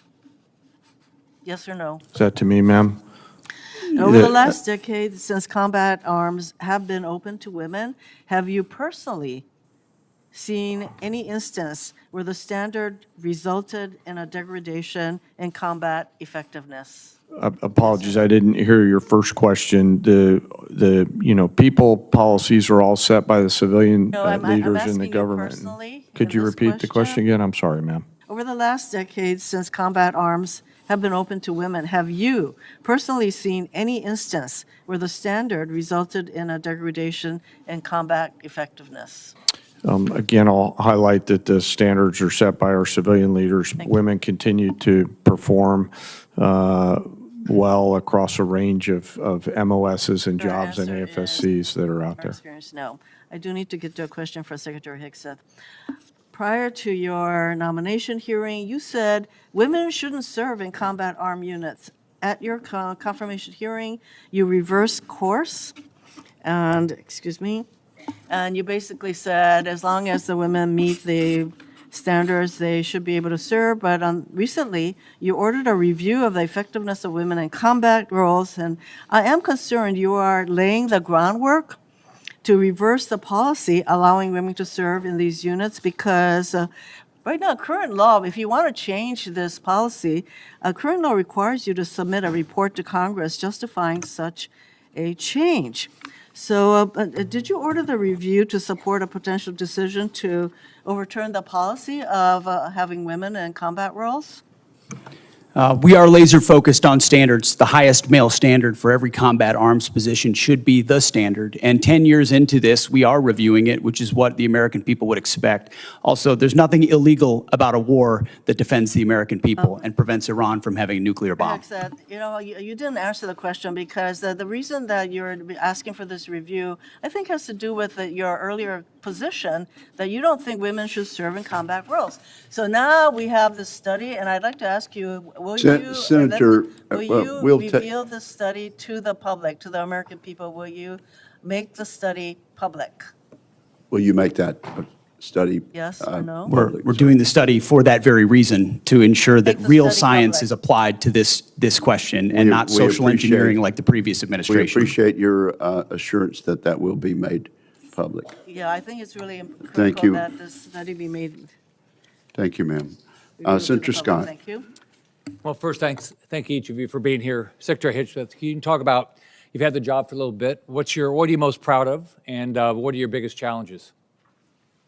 Well, I appreciate the question. And what I'm most proud of is the incredible men and women who serve in our nations in uniform, and what they are capable of when they're given a clear mission and unleashed to do it. And I think the best reflection of the success of President Trump and this War Department is the historic recruiting success and the historic morale amongst our ranks. I would encourage every member of this committee, Democrat or Republican, go into the formations, go into the Air Force formations, the Army formations, the Marine Corps formations, and talk to corporals, talk to sergeants, talk to lieutenants, talk to captains, talk to colonels. And what you will find are men and women more inspired to serve in the military than they have been in a generation. And you see that in the young Americans who are rushing to recruiting stations at historic numbers, 30-year highs across the force. We're hitting our recruiting numbers halfway through the year. Why is that? Because the American people look at what we're doing at the War Department by getting back to basics, and they're attracted to that. Same with our retention rates, which are now merit-based. Our best sergeants, our best leaders are staying. That's exactly what we want. So we've made changes to change the environment. The renaming of the department to the War Department is not just a name. In fact, it's restoring it to the original name of the department set by George Washington. But it's an ethos as well. That warrior ethos lives inside the heart of each one of these men and women, and we're unleashing it. I'm proud of the, I mean, you name it, the border, the missions, yes, those are all incredible demonstrations of that, but it's the people and the urgency of Americans to want to be a part of it that is the best affirmation, Senator. Thank you. So we've talked about the importance of not relying on Chinese drugs for our military. Can you just talk about what you're doing to make sure that we don't continue to rely on China for anything, including our drugs? Oh, drugs. Yeah. Absolutely. We can't be dependent on China on anything that's critical to our supply chain, even if it's the national industrial base and not just the defense industrial base. And you've been a leader on that. This committee's been a leader on that. Onshoring, bringing manufacturing here, bringing critical capabilities here is central to the interagency and the NSC, but also our department. If any critical weapon system is reliant upon something China could change at a moment's notice, then we have a true challenge to our ability to produce for the American people. And so we're finding all of those, changing them, onshoring it. Reviving the defense industrial base allows us to ensure we're separated from China on anything that's critical. Thank you. Can you talk about the importance of foreign military sales to our allies and our partners, and what you're doing to make sure that whether it's what you're doing right now in Iran or any potential conflict in Asia, our partners have the best assets to be able to be a great partner? Absolutely. Foreign military sales has been a huge problem for a long time because the department didn't prioritize it and organize to deliver efficiently on it. So we're working with the State Department. We've changed the way we do business internally. The executive order, the America First Arms Strategy, prioritizes what we sell and to whom, a catalog approach. But it took us, this committee would be astonished to know how long it took us just to get our arms around who we're selling to what and by what processes, which means there was no strategy behind ensuring we're sending the proper demand signal to industry and delivering those systems on time and under budget to those countries, which you can imagine is frustrating to partners who are relying on those to be able to step up and burden share. So foreign military sales is critical to our own defense industrial base. More customers for our companies that employ more American workers to ensure our allies are properly armed for the fights and they can stand alongside us. So FMS is a big one for us, Senator. General Caine, I just want to commend you and everybody in the military for what you did in Venezuela and then what you've done in Iran. The willingness of the American military to fight and win, do you think it's changing the calculus for Beijing and Moscow? Well, Senator, I know they're watching, and I'm incredibly proud of the joint force and their ability to integrate and synchronize a range of activities. And I suspect that my counterpart in China is watching very closely and envious of what our joint force is capable of doing if ordered to do so. All right. Well, thank each of you, and thank everybody that serves under you. Thank you, Senator Scott. Senator Caine. Thank you, Mr. Chair. Mr. Hurst, I want you to just confirm something for me about the president's submitted budget. $1.5 trillion is about a 40+% increase from FY26. Am I right that not a penny of that is to go to a pay raise for the 800,000 civilians who work for the Department of Defense? We have 4.2% of a civilian salary set aside for bonuses to make sure we can recognize high performers in the civilian workforce. But in you our have department. guaranteed pay raises for the active duty and the Guard and Reserve component, but no guaranteed raises for There are guaranteed civilians, is that raises for the correct? military, but in the last year, this department's given out more civilian bonuses. Well, if we're going to increase the defense budget by that much, I would hope the committee would take a look at this. Chairman Caine, man, I like the sound of that, Chairman Caine. General Caine, I want to ask you a question about Southern Spear. It's an operational question. I know from your background that you carefully act to keep military actions within the rules of war. What legal justification could there possibly be that would allow the U.S. military to strike boats in international waters and kill the occupants of those boats without a showing of evidence that there's narcotics on those boats? Well, sir, as you know, our job is to show the range of options, the associated risks, and then take those execution orders, transmit them down to the COCOMs on legally appropriate and legally backstopped actions. Could you give me a legal justification? Well, sir, the execution order, I don't have striking boats that do not have evidence that they're carrying narcotics? I apologize, I didn't mean to interrupt you. I don't have a copy of the order issued to Southcom with me today. It's classified in its own right, which clearly articulates, based on a variety of criteria, what constitutes a valid military and legally valid target in that theater. And I know, I just want to say I know and trust that our commanders at echelon are rigorously following that legal opinion and those legal boundaries upon which we've been issued those orders. And General Caine, I would encourage, again, my colleagues, I am at a disadvantage. I've seen the legal opinion, but I can't talk about it because it's classified. I've seen the targeting criteria, but I can't talk about them because they're classified. I've seen the secret list of DTOs against whom we have declared war that even they haven't been informed of, but I can't talk about it because it's classified. But I would urge all of my colleagues to go to the SCIF and read the targeting criteria and get briefed about it, and then also look at all of the files of all the strikes that have taken place. I've done that with the first 46 strikes or so. And I think there's a profound mismatch between what is occurring and the underlying assumptions in the legal opinion. And I would just encourage my colleagues to dig into this. To Secretary Hegseth and General Caine, the War Powers Resolution specifies that a war initiated by a president without congressional approval must be concluded within 60 days. It can be extended by an additional 30 days if, quote, the president determines and certifies to Congress in writing that unavoidable military necessity respecting the safety of the U.S. Armed Forces requires the continued use of such armed forces in the course of bringing about a prompt removal of such forces. We're right at the 60-day deadline.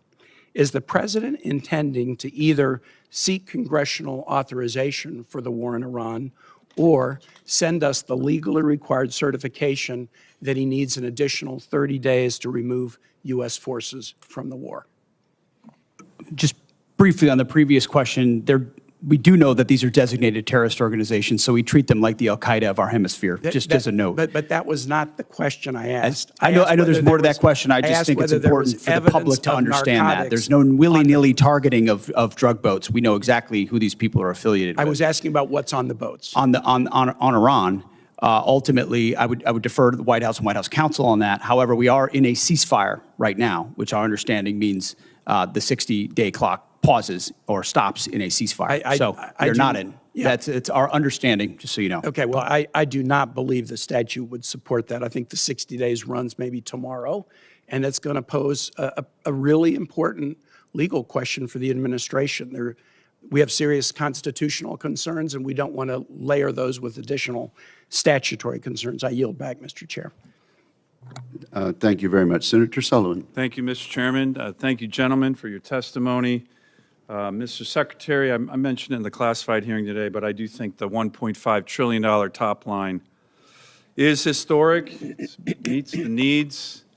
And the other thing, as I mentioned in our earlier meeting, the President's done a really good job of getting other allies, NATO and Asian allies, to step up, meet a 5% GDP of defense spending, and in many ways, that's what this is doing as well.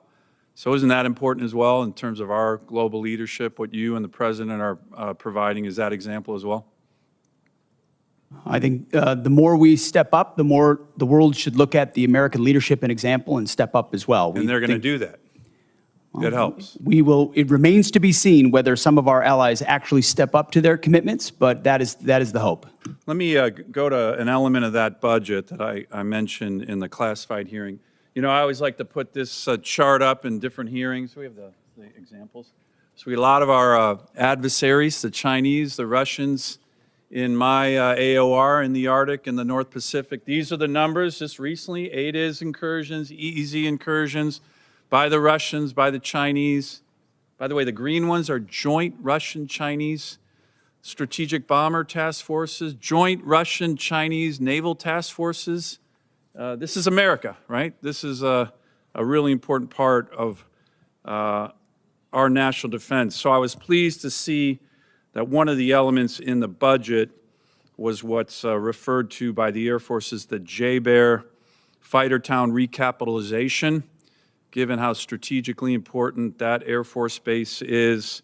General, can you talk a little bit about that recapitalization? It's for building out what is a very strategic base, but old. A lot of these facilities are from the 1950s. The goal in the Air Force's language was to have a recapitalization to provide a new state-of-the-art fighter facility capable of supporting multiple platforms now and well into the future. $6.9 billion total authorization, $2.2 billion appropes for this year. Can you talk about the importance? I was glad to host you at JBER recently. Can you talk about the importance of this element of the President's budget? Yes, Senator. Thank you for that. And you know, our investment up at JBER is essential to modernizing the nation's ability to project power and capabilities, and really bolsters our effort in not only the Indo-Pacific but also in the high north and the Arctic, which I know is something that's passionate to you. The Arctic is certainly becoming more operationally and strategically valuable, and we need to be thinking proactively around how we're going to set the conditions for us to offer a range of options to the Secretary and the President about power projection across a range of capabilities, and fighters is certainly one of them, and the recap effort that's there. You know, it is our ability to protect that flank is a national imperative and something that we want to keep focused on, and we appreciate the efforts across this committee and the rest of the Congress to help us with that. Thank you. Ms. Secretary, one of the things that I've been talking about and I think is really important now is American energy and us being energy dominant. President put a recent executive order out highlighting the need to accelerate the ability to produce LNG in America. We have a huge LNG project that we're getting close to getting off the ground in Alaska. It would be huge for our military in terms of energy for our military, huge for our allies. And can I get your commitment to work with me and this committee? You mentioned in your testimony the Office of Strategic Capital. This, to me, is one of these projects that I think would be absolutely critical for our national security. We talked about this just in Admiral Paparo's testimony last week. He was talking about the Alaska LNG project as hugely strategic, kind of a private sector, American counter to the Chinese Belt and Road Initiative. I think it'd be a great opportunity to work with the Office of Strategic Capital. Can I get your commitment, Ms. Secretary, to do that on this project? Yes, very aware of that project, and I think it's the Office of Strategic Capital is a great place to look at partnering. Great, I appreciate that.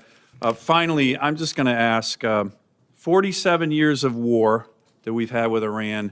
My colleagues on the other side of the aisle, you know, they talk about the civilian casualties. These are all horrible whenever there's any civilian casualties. But just general, do our forces target civilians ever?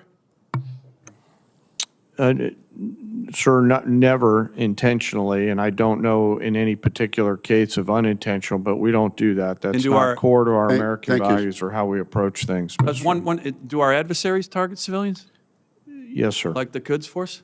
Yes, sir. I think it's really important, as we keep bringing this topic up, to remember who we are and who our Thank you, Senator adversaries are. Sullivan.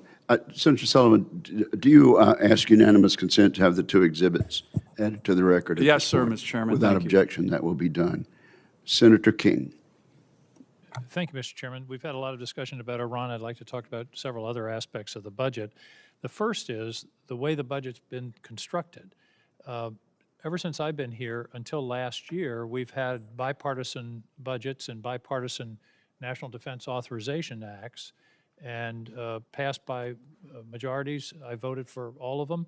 And all of a sudden, in this year, 25% of the budget is essentially out of the process and will be passed presumably through some kind of reconciliation, which is by definition a partisan exercise.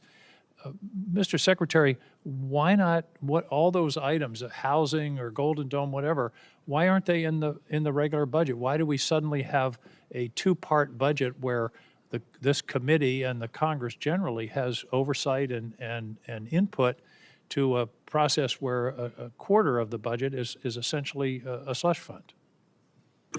Well, Senator, I appreciate the question. I wouldn't characterize a quarter of it as a slush fund, but I recognize that we see it as in totality, as a $1.5 trillion budget. But why the separation? Why the two pieces? Multiple Why not just a vehicles. regular As you budget? know, there are multiple dynamics that play into why there are multiple vehicles, but we are fully committed with working to the committee to ensure that the right vehicles are utilized to get precisely this amount, $1.5 trillion. Why should we, you didn't answer my question. Why are there two pieces? Why not? For time immemorial, we've done budgets here.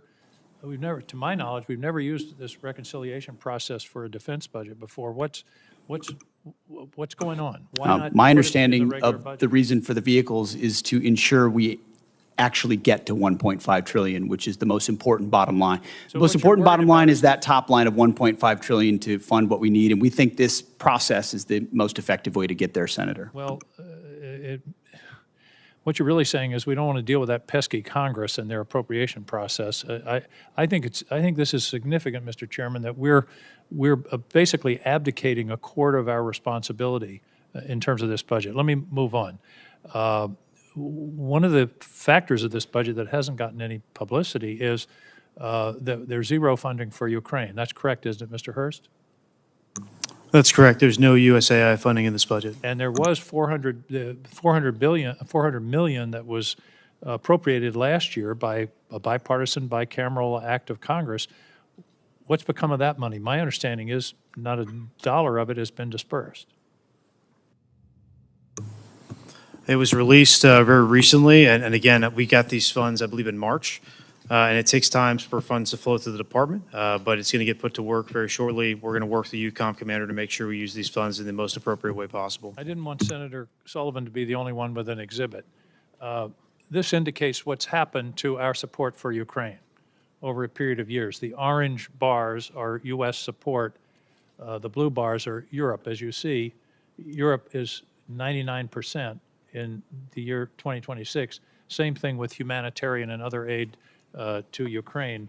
And yet this is, I believe, an existential struggle for the future of democracy, where we had an aggressive country invade a neighboring country without any justification whatsoever. And by the way, that invading country is the major winner so far of the war in Iran. They've gotten, the estimates are $40 to $80 billion of additional revenues from oil and the relief of sanctions as a result of the war in Iran. Secretary Hegseth, why are we abandoning Ukraine? Senator, if you would hold that chart back up, Yep. I think that's a beautiful chart. I think that's exactly what we want.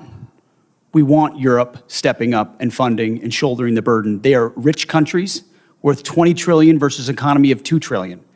Europe can step up, Europe can fund it, and they have through our Pearl Initiative and through our European Command. That's exactly what the American people want to see, is other countries stepping up and funding that. If it's that important to Europe, which I understand why it is, and the incursion of Russia and the bravery of the Ukrainians, then European countries should pay for it, and that's exactly what that chart says, and that's the administration policy. So we don't have any interest in what happens in Ukraine. Is that what you're saying? It's only the Europeans? I'm saying the threat is far closer to rich and capable countries in Europe, and they should step up to lead the charge, and that's why that chart is a good thing to see. They have stepped up, but I think the American people should understand that we've stepped back, in fact, stepped back to the point of abandoning. This is a war that never would have happened under President Trump, and he supports ending it through a deal, and he's pursued that. So far, it hasn't happened. I'm out of time. I want to talk about DTOs, who designates, but we'll take that up later. Thank you, Senator King. Senator Schmidt. Thank you, Mr. Chairman. And it's apropos that I'm following my friend from Maine. Missouri and Maine came into the union at the same time, but we couldn't disagree more on this particular point. We may have to separate here. I actually think it's interesting that Ukraine just came up, because we've heard from my colleagues on the other side discussion about the cost of what the ongoing American effort. There was never a discussion about the $200 billion we were sending to a foreign country that's not even in NATO. Never. In fact, when amendments were offered for independent audits of how that money was spent, there was bipartisan opposition to that kind of oversight. So I find it really rich now that there's a complaint that we're not spending money on Ukraine. And by the way, $30 billion for salaries for bureaucrats, pensions, and social safety net programs and government operations to keep the state functioning during wartime. That's where American tax dollars were going, $30 billion for bureaucrats in Ukraine. And we just heard a speech for more money for Ukraine, yet the $1.5 trillion for this country is being balked at. I mean, I've seen Ukraine flags all over this Capitol for 3 years. At the same time, the same people call the President of the United States of this country a Nazi. So forgive me if I feel like we've lost our bearings a little bit. So I'm all for the America First agenda. I'm all for us realigning our priorities. I'm all for the national defense strategies that says our core strategic interests are the homeland, the Western Hemisphere, and the rising threat in China. And that means our European allies should step up. If Vladimir Putin is truly some existential threat and the next Hitler that's going to roll through Europe, you would think, by the way, he can't take Kiev, so you can't have it both ways. He hasn't made it to Kiev. But they would step up. And we better start demanding that, because if we want to meet the challenges of the 21st century and China, our priorities, our focus has to be somewhere else. It doesn't mean abandonment. It just means a true partnership with our European allies, who for a very, very long time have not stepped up. I want to ask you, Mr. Secretary, in your first year, one of the things I think that's really gone towards this morale and recruitment boom that we've seen through your leadership and President Trump was finally taking on the sort of cultural Marxism that had taken hold from the highest levels of leadership, from the President of the United States to your predecessor, this obsession with DEI. Could you just walk through maybe the worst example that you saw and a way that you addressed that and how it was affecting morale? Well, thank you, Senator. First of all, I want to fully associate myself with the first 2.5 minutes of your comments, and I appreciate that perspective very much so. I would note $30 billion for bureaucrats in Ukraine is more than the bill that we've talked about today for a existential and critically important war to ensure that Iran doesn't get a nuclear weapon. That's worth noting. I haven't talked about it as much in these hearings because this is a budget hearing about $1.5 trillion that's historic and significant. But underwriting the change that we've seen at our department was a laser focus on getting back to basics. And the key word to that is merit. We had a department that was obsessed with gender, ideology, and race, diversity, equity, and inclusion. In fact, the mantra you would hear dripping from the lips of generals and with a serious look on their face was, "Our diversity is our strength," which is the single dumbest phrase in military history. Of course, our diversity is not our strength. Our unity is our strength, our shared purpose, the flag we wear, and the Constitution we serve to defend. And when you clear that debris away, whether it's Marxist ideologies or social engineering or political correctness or quotas based on gender and diversity, you get the best of the best rising up, regardless of gender, regardless of race, motivated by that environment where merit reigns. It's accountability, standards, lethality, readiness, training, all the debris wiped away. That is the secret sauce of the revival of the War Department and why Americans are attracted to serving in it and why those inside it, why morale is sky high. And any insinuation that it is not are coming from folks who haven't been in our units recently. Go visit the troops at every level, and their morale is at record levels. And I want to talk about morale with the 15 seconds that I have left. I want to thank you for coming to St. Louis for your Arsenal of Freedom tour, where the next generation aircraft, the F-47, is being built by the hardworking men and women in Missouri who take a tremendous amount of pride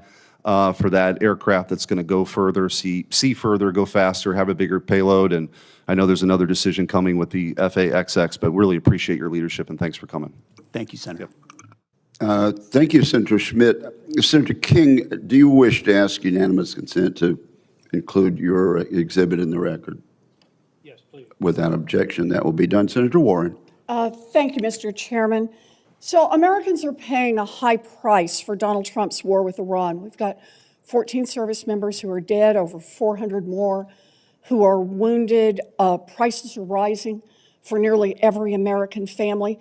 But someone is profiting off Trump's war. Insiders who know what's going on and who place bets on that inside information.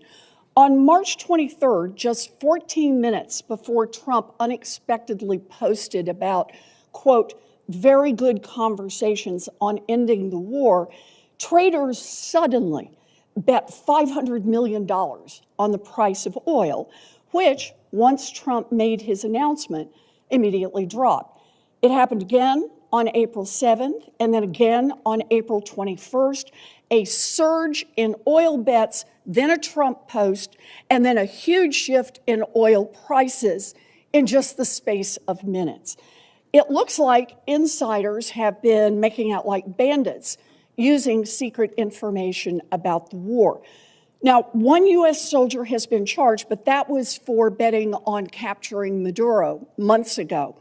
Not a single person has been charged in the many, many, many trades over the Middle East war. So, Secretary Hegseth, do you have any explanation for these perfectly timed spikes in trading activity other than insider trading?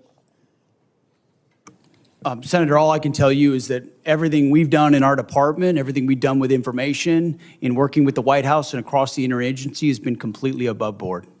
Well, so what does it mean? Do you have any other explanation other than insider trading? Do you have a story for why just minutes before there's an announcement, there's a surge in trading activity?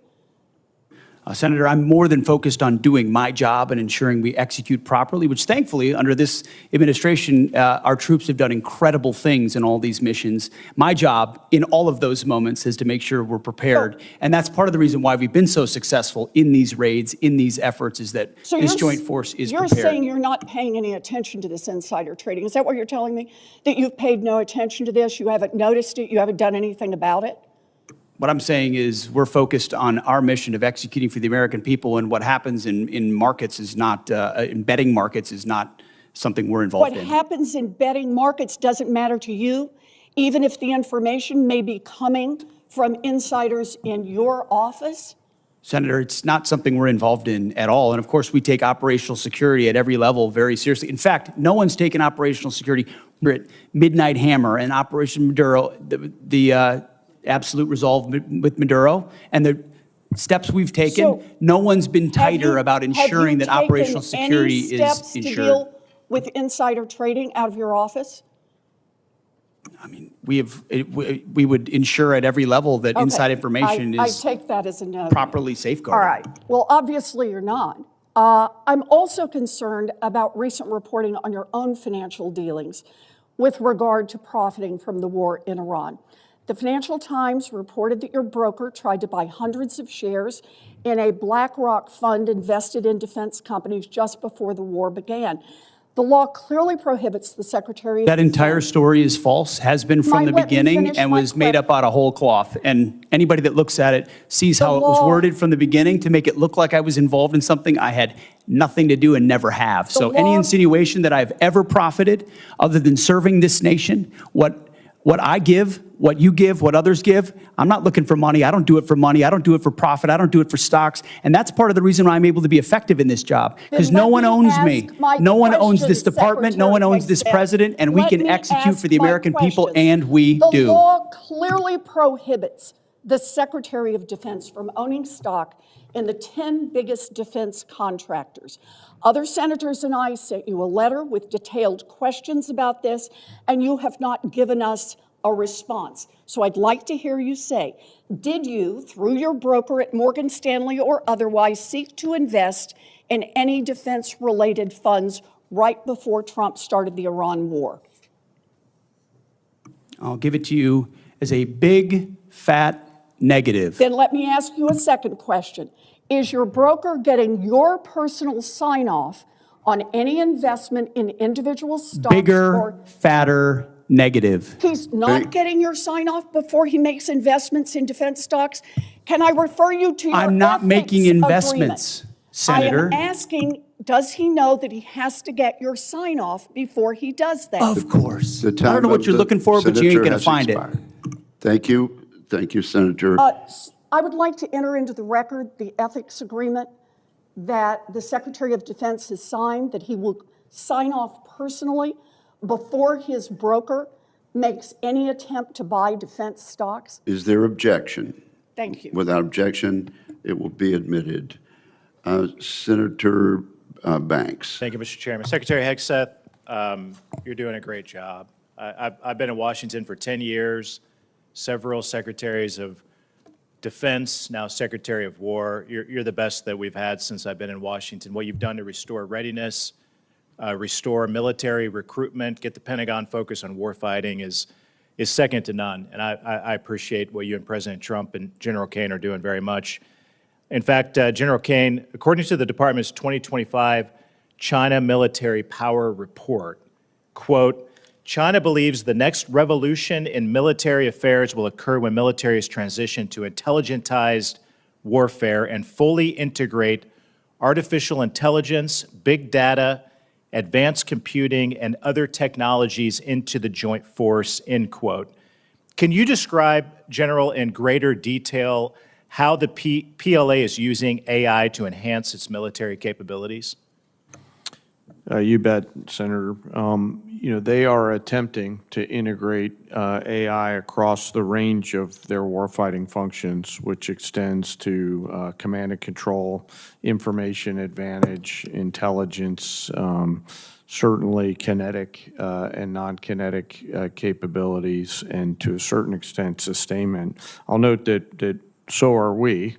And in many cases, we are out in front of them. I want to commend our chief digital and artificial intelligence officers inside the joint force at the COCOMs with the services, who are also leaning very far in as we march towards a digitized joint force that allows us to see and command and control the force better.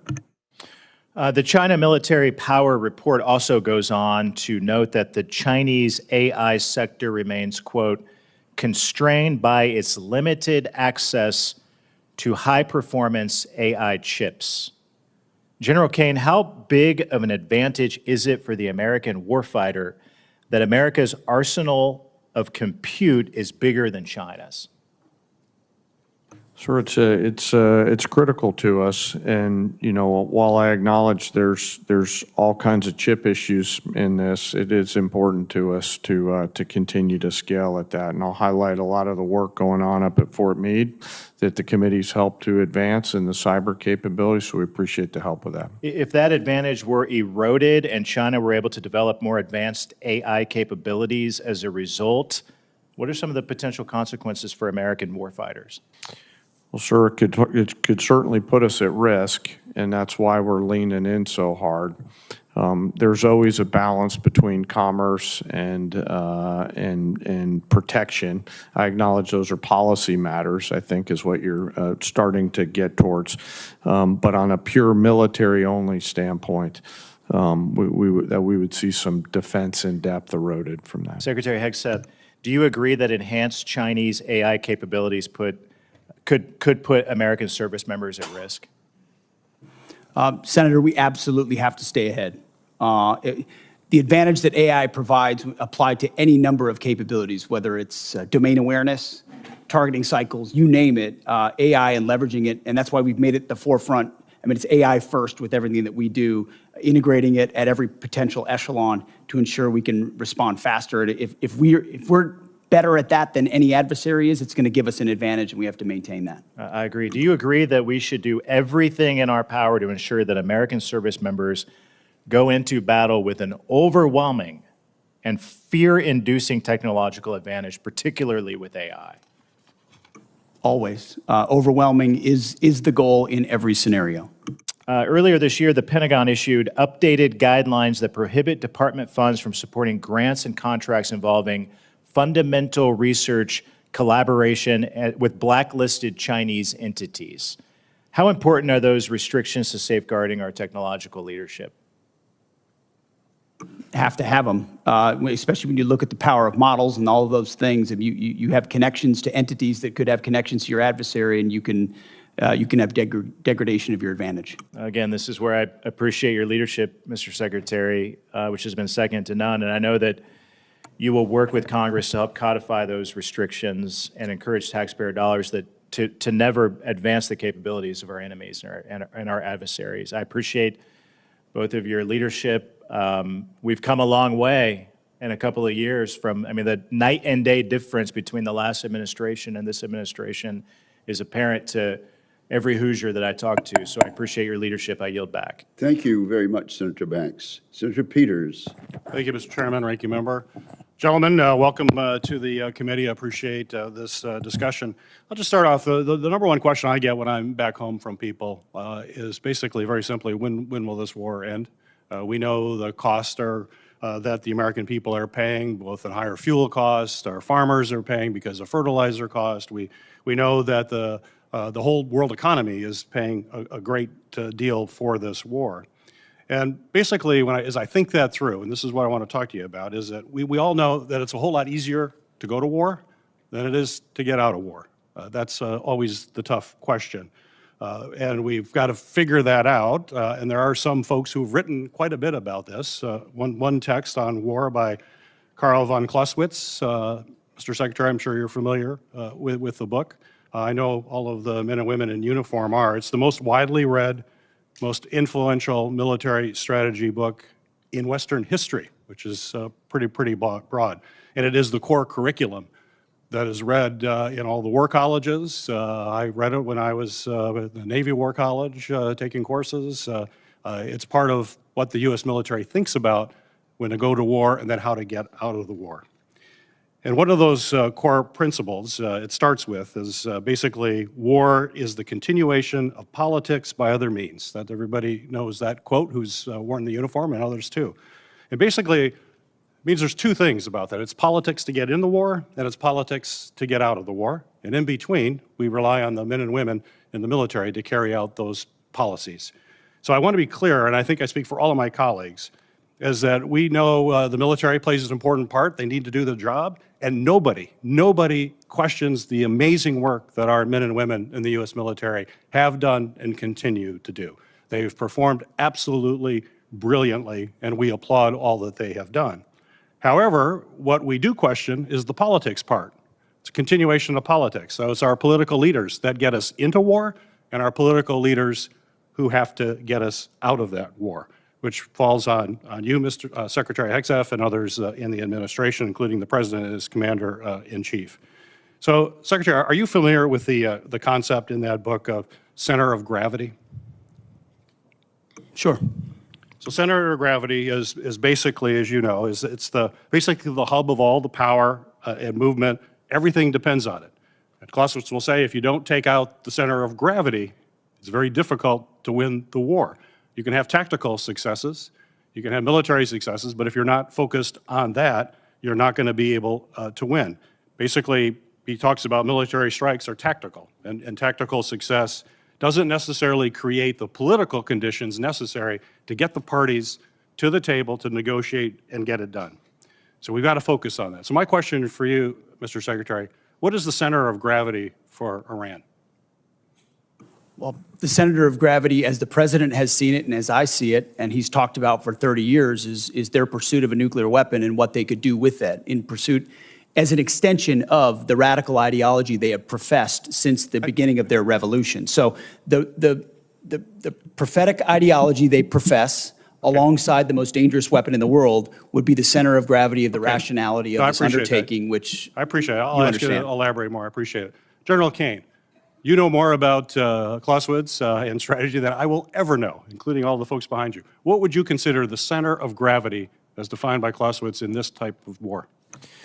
Well, sir, you're not going to love this answer, but I hope you'll respect it. War is politics by any other means. Right. And the political side of that necessitates that our political leaders determine what is the center of gravity associated with that. From a military-only perspective, there's a variety of things academically that we could look at for center of gravities, from leadership to will to capabilities to intent. But I'll defer to our political leaders to determine that's what fine. that is. That's fair. I don't like it. You're right. But I know, and sir. I know you know the answer to that, and you're just not telling me. Well, I get why you're doing that. my inner but I would marshal. say, other observers say that basically it's not the leader. Usually, if you take out a leader, that doesn't necessarily make the changes. That in Iran's case, it's probably the Islamic Revolutionary Guard. That's the center of gravity. They're the ones that control the country, and they're very diverse to do that. The Americans' center of gravity is probably our economy and our ability to maintain public opinion support. We already know the public isn't there. We know the impact to our economy. And central to that is the leverage. And I'm running out of time here, but the central of leverage is the Strait of Hormuz.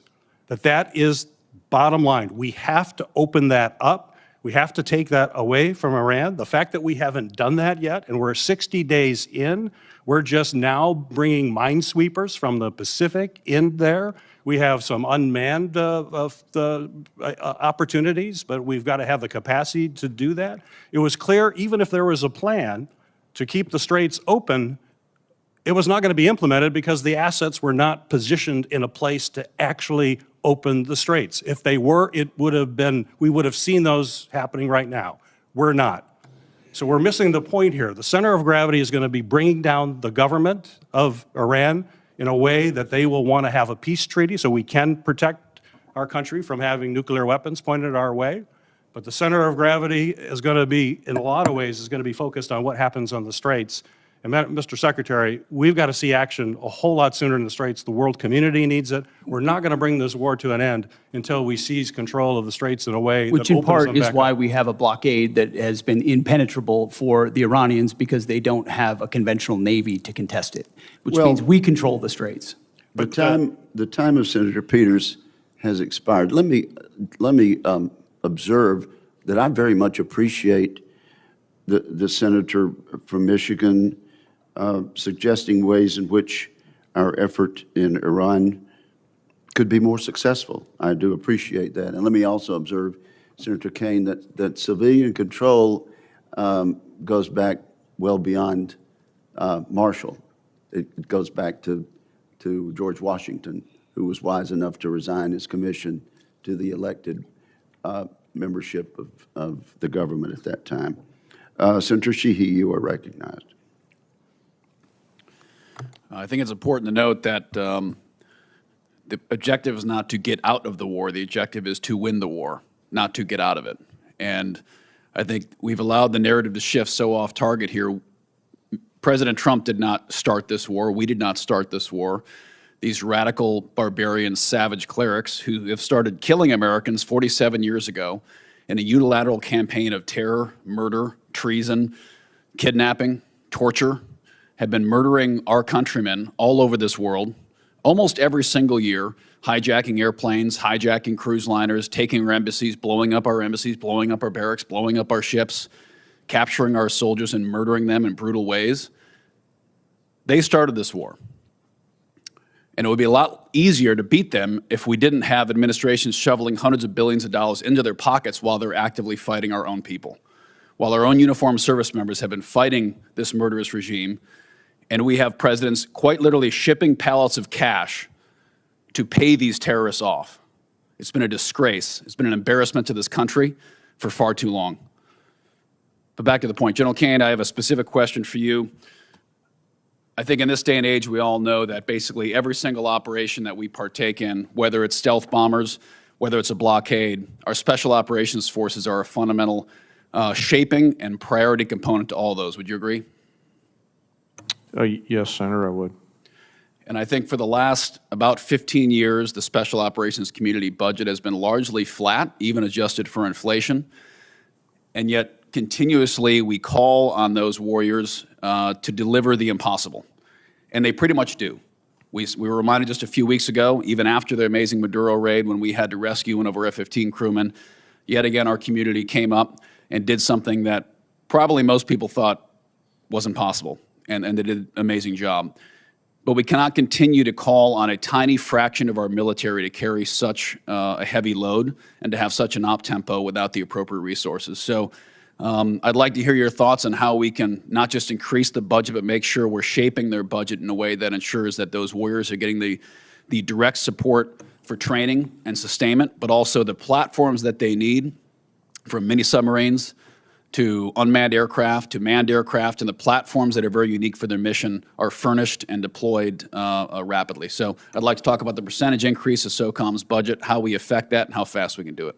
Well, sir, I'll just highlight my gratitude and appreciation for the entirety of the SOCOM Joint Force at Echelon and the work that they do. You know, I'll leave the budget numbers and the increased percentages to my civilian leadership, but echo to your point the exponential return on whatever investment they give. These are incredible entrepreneurial leaders at every echelon who do great things as the lights dim, as I say that. So hopefully they'll see that as a nod towards them. But I'll defer on the budget allocation numbers to the comptroller, sir. First of all, I want to second completely your opening remarks, and that's certainly our view as well. On the SOCOM budget, I'm going to say I think we need to increase what's in this budget, and I've heard from multiple people about that. In fact, that if there is a supplemental, I just wrote a note to Jay about it. I think SOCOM, given the op tempo, given their direct participation in so many of these historic aspects, SOCOM should be part of that supplemental as well. Makes complete sense. Who's been shouldering a huge part of the burden? Special Operations Command. So whether it's a supplemental or this budget, I fully agree, and I think we need to invest more.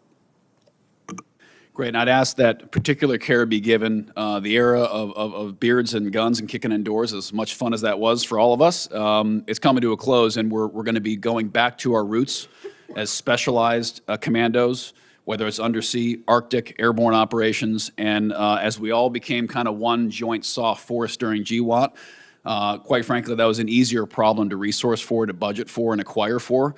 It's going to be a lot harder now when our operators go back to their service corners and needs platform-specific technologies and training.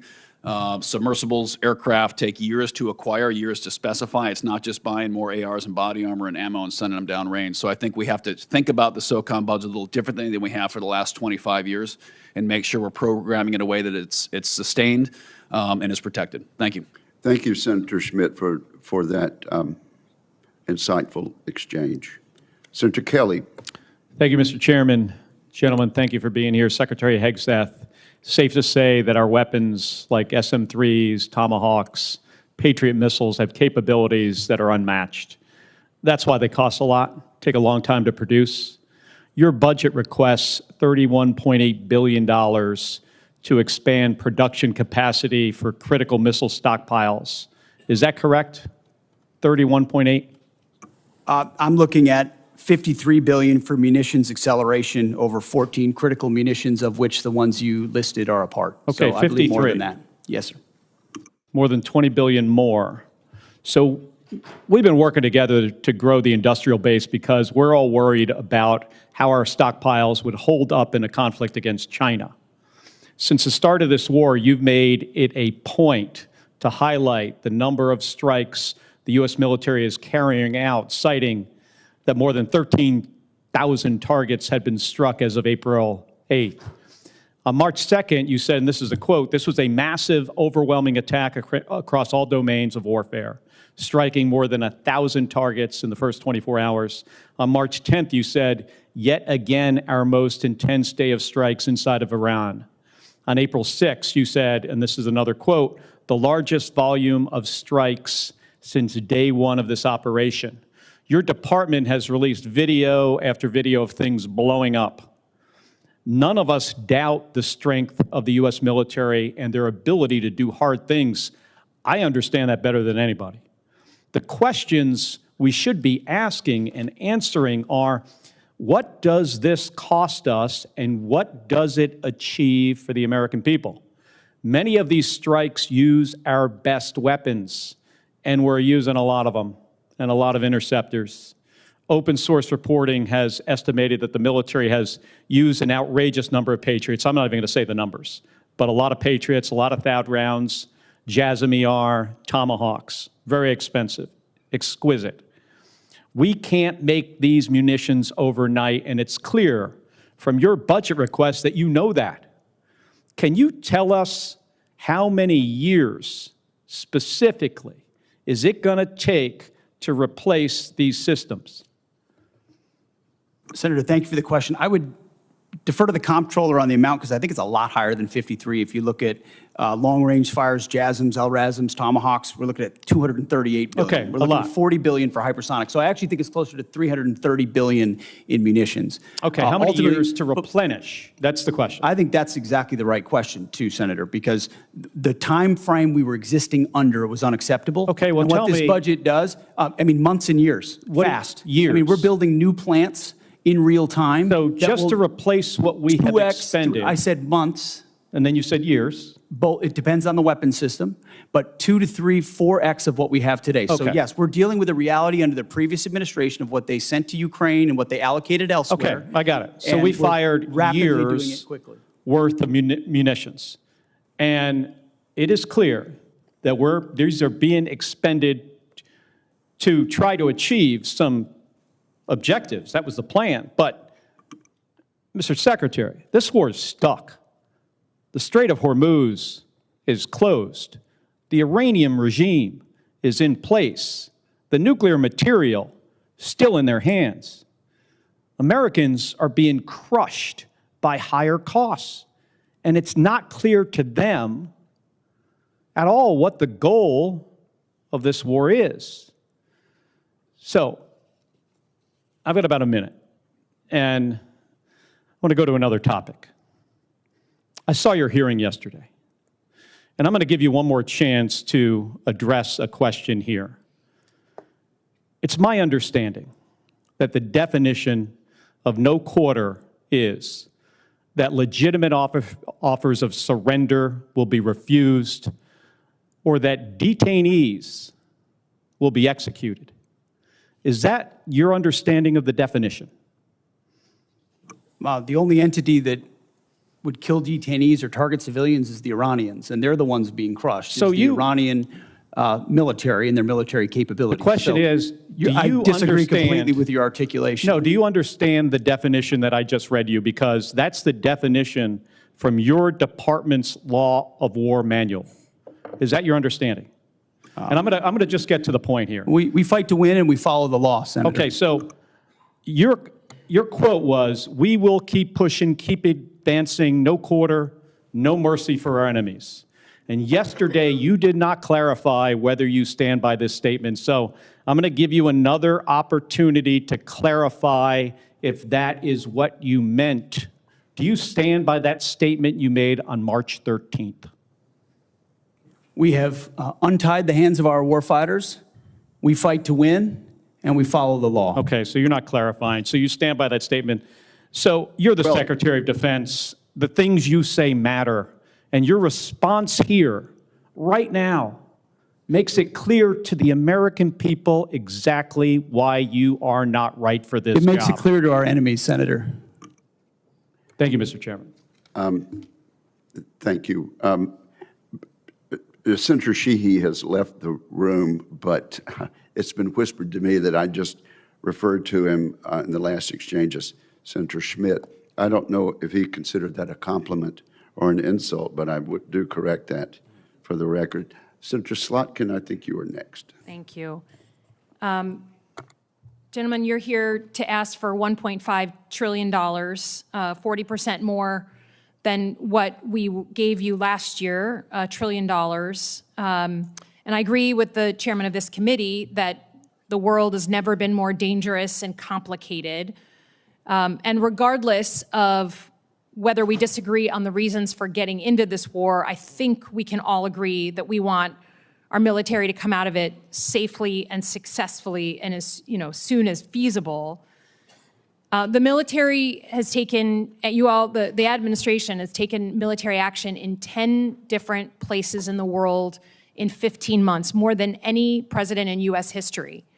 I think President Trump has really become a foreign policy president. And many of those operations, were on the news for a couple of days, but then the American public didn't feel them. And I think the difference with this war with Iran is that the American public is feeling it in their pocketbooks. Gas in Michigan is $4.99 today.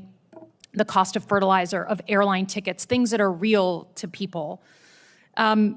Secretary Hegseth, the president said that you were most keen on this war. He said that you were the most gung-ho about it. I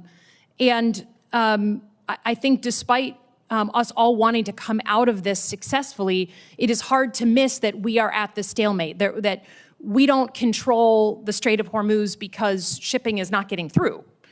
And we can block what they're trying to get through, but nothing is moving and it's costing the American public. And I think that's a fundamentally different moment than the rest of the military action we've taken. Even in Middle East 101 class, we used to talk about and run war games on the Strait of Hormuz. It's a strategic geography that the Iranians have. And I think it's just concerning to me that we can try and tell the American people that it's going great and we're killing it, but until the Strait of Hormuz is open, I don't think we can credibly say that with any seriousness. I think the question I have for you, though, is future looking, and it's our 2026 elections. The president has been very clear. He said in the State of the Union that essentially if his side doesn't win, then the election was rigged. He said that before the 2020 election. He's asked for voter rolls for 29 different states. He just asked for Detroit's votes or ballots. And we know that in 2020, he wrote an executive order that he didn't sign that said to the U.S. military, to the Secretary of Defense, you should go and seize ballots and voting machines. A few months ago, he said that he regretted that he didn't sign that executive order.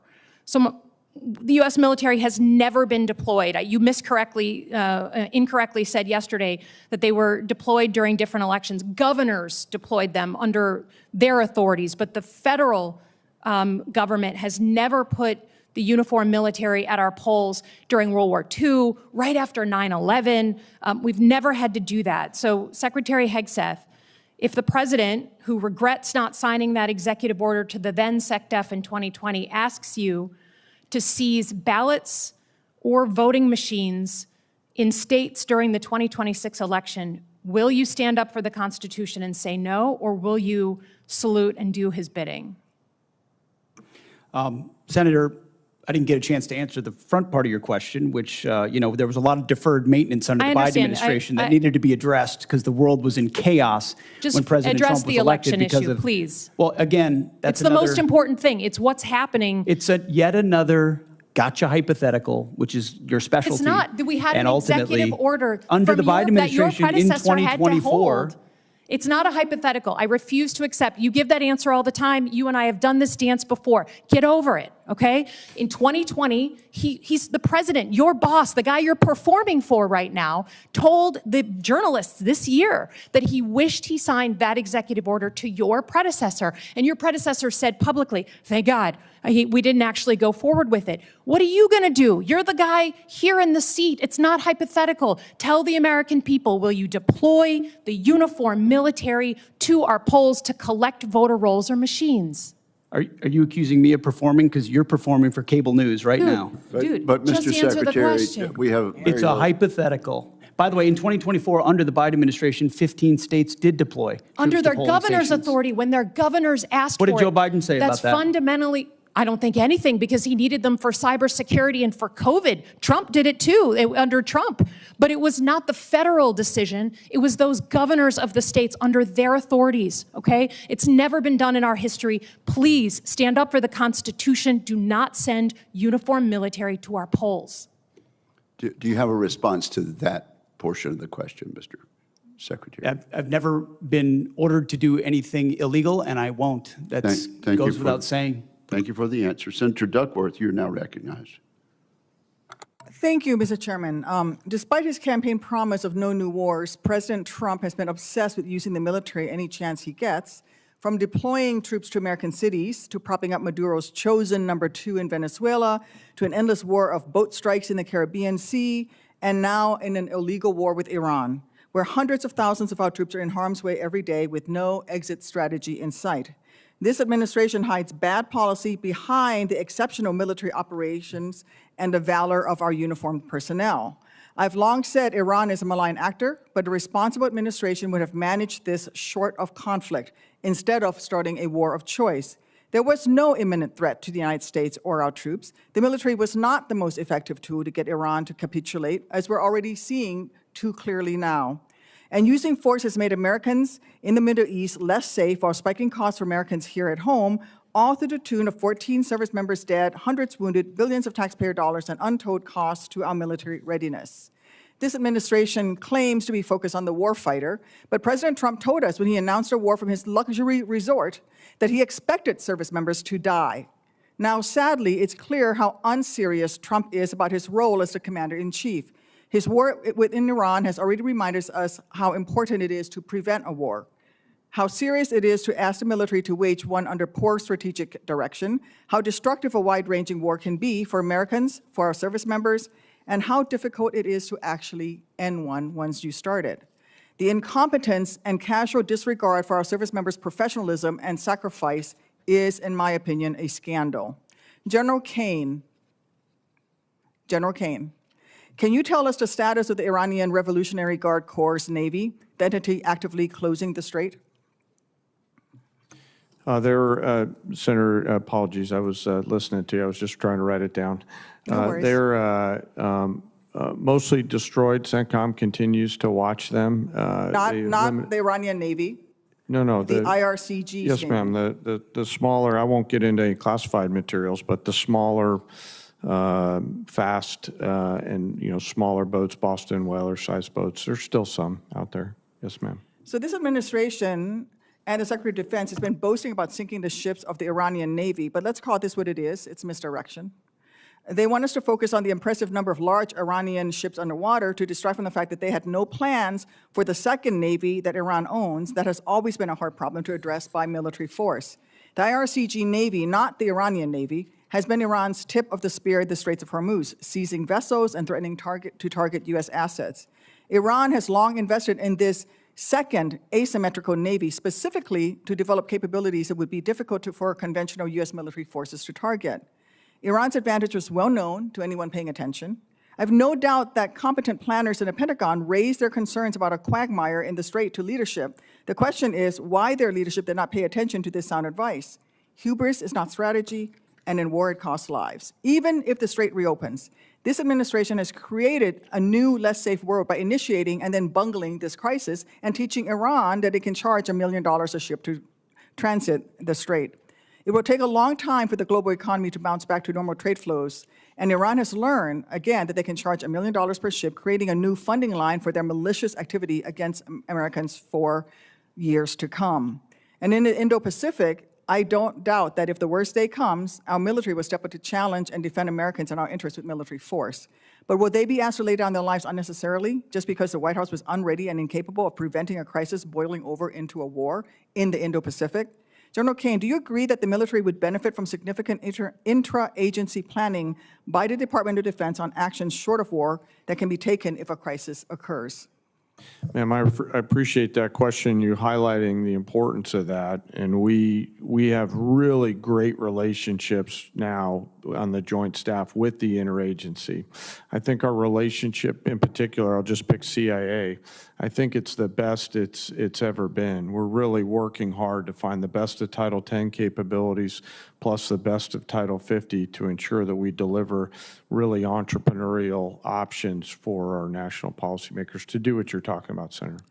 All right. But I am concerned because during the recent NDS hearing, I laid out the very real ways that a crisis in just one of the dozens of flashpoints in the Indo-Pacific could be devastating for our service members, Americans, and our American economy. But since then, this administration has only further diminished DOD's ability to prepare for these crises. In fact, as many as 1/3 of the assets in the Middle East are originally meant to be in the Indo-Pacific.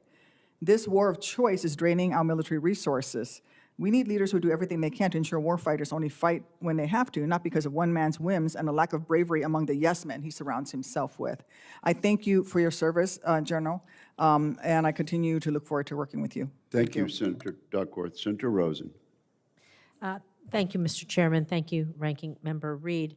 Thank you, General, for your service. Before I begin my questions for Secretary Hegseth, I have one brief important question for General Caine. General, as you've acknowledged at your confirmation hearing, service members who served at locations which another U.S. government agency deems contaminated, like the Nevada Test and Training Range, should have the same presumption of radiation exposure as DOE employees who served alongside them. But we also must ensure that DOD provides the VA with the records proving that these individuals served there. So this is a problem that DOD has the power to solve. I know we've discussed this.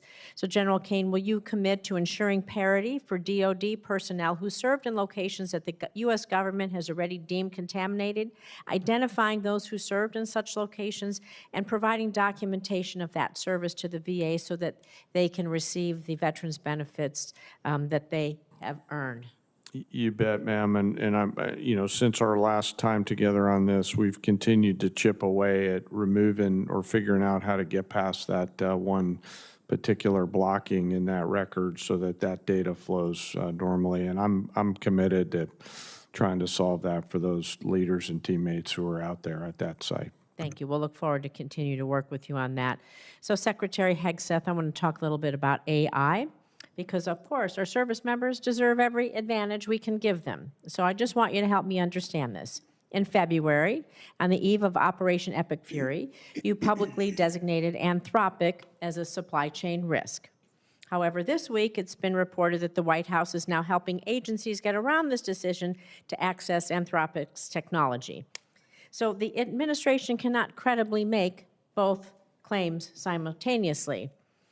So before I ask you about the inconsistency, I just want you to reconfirm what it is you plan to use this technology for. It's been publicly reported that the decision to label Anthropic a national security risk was influenced by your personal and very public contract dispute with Anthropic when the company said that its technology could not be used for fully autonomous weapons targeting or mass surveillance of Americans. So following up on your response to Senator Rounds earlier, can you confirm whether or not there will always be a human in the loop when AI is used for lethal targeting decisions? Well, first of all, on Anthropic, they would not agree to our terms of service. That would be like Boeing giving us airplanes and telling us who we can shoot at. This is not. So this is not just about Anthropic, though. This is about. I just want to be clear. And also, Anthropic is run by an ideological lunatic who shouldn't have But that's not my question. My question is AI decision making over what we do. Writ large. We follow the law, Should Senator. AI? Will you confirm? You said this to Senator Rounds earlier, so I'm just asking for you to. We follow the law, but we don't have to sign a different terms of agreement with Anthropic. This is not the question. This is not about Anthropic. This was just an example. I want you to confirm that whether or not there will always be a human in the loop when AI is used in a kill chain for lethal targeting decisions. Will there always be a human in a loop, or will AI make the decision? You said this to... We follow the law and humans make decisions. So you will confirm what you said to Senator Rounds, that a human will always be in the loop when AI is used. Which is why that's that's part of our terms of service anyway. You know, it's how we operate. All I want to say is this. There is a DOD directive, 3000.09, which mandates that autonomous and semi-autonomous weapon systems be designed to allow commanders and operators to exercise appropriate levels of human judgment over use of force. That is in the DOD That's why we follow the law, Senator. So the answer is yes, Mr. Secretary. The answer is we follow the law. Absolutely. I think this is more important than following the law. I think that people want to know that AI isn't going to make lethal decisions, and it is critically important. AI is not making lethal decisions. That's what we want to hear. We're going to follow on that one. I have just a few seconds left, but you keep doubling down on this phrase, Mr. Secretary. You compare journalists, you compare us, you compare so many to Pharisees. Pharisees. It's a problematic and historically weaponized term that casts Jewish communities as hypocritical or morally corrupt. You doubled down again and said it. Words matter. Words matter. What you choose to say, how we choose to say it. How do you justify using this language as Secretary of Defense? Words matter. It's a historically hurtful term. Why do you continue to use it? And what actions are you taking to prevent rhetoric like this from permeating throughout the department that is going to target specific groups or individuals of people based on their religion?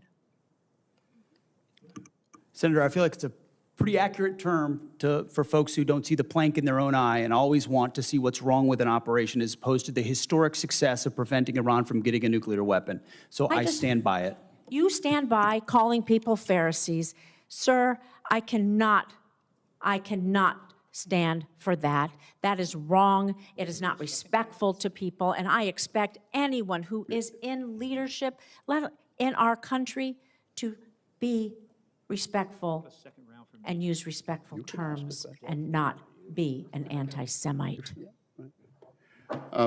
Thank you, Senator Rosen.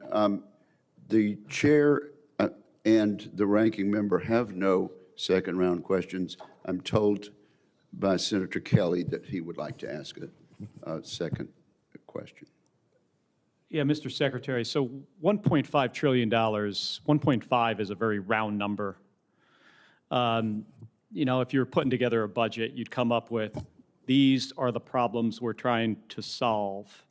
This is the capability we need. These are the systems we have to buy. And at the end of the day, it would spit out a number, and it's probably not 1.5 trillion. So to me, it feels like that number was just kind of pulled out of thin air.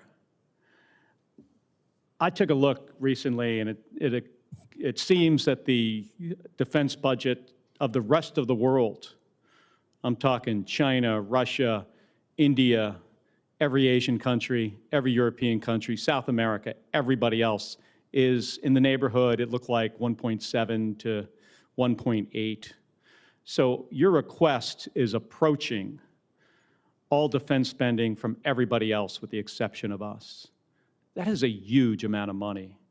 You know, when I got here, you know, just 5 years ago, it was almost half of that. Through budget reconciliation, you've received a bunch of money to buy things, some of the weapon systems, you know, to resupply what we need. I'm just trying to understand, you know, like, where is all this money going to go? And if you've figured out ahead of time, what do you want to spend this on? And by the way, there are systems the president wants. You know, he saw last summer how effective Iron Dome and David's Sling were. And because of that, the president decided we're going to build our own version. We're going to call it Golden Dome because the president likes the color gold. We've seen that, see it in the Oval Office. We're going to call it Golden Dome, and it might cost somewhere between $500 billion and $1 trillion. I've heard those estimates. By the way, on that problem, I know a little bit about intercepting stuff in space. It's really hard. And the physics on this favors the offense. There's some things in that program that I think is really important that we do and try to figure it out. But space-based interceptors to hit multiple targets, and by the way, it's important how you size the system. So I'm trying to understand, Mr. Secretary, what kind of detail did you guys, did you work out like a detailed plan, and at the end of the day it came out, oh, it just happens to come out to be $1.5 trillion? Senator, the exact amount is actually $1.535 trillion, and it was a product of a highly rigorous process throughout our department, from COCOM commanders to the services, with our comptroller, with our deputy secretary, with the chairman and myself, to ensure the budget reflects the realities of the world we live in and the capabilities we're going to need. And that's why there's $65 billion for shipbuilding, $120 billion for the defense industrial base, $331 billion for munitions, $44 billion for quality of life, $71 billion on our nuclear DIB. You name it, we're investing in it. And the biggest reason for it is the underinvestment of the Biden administration.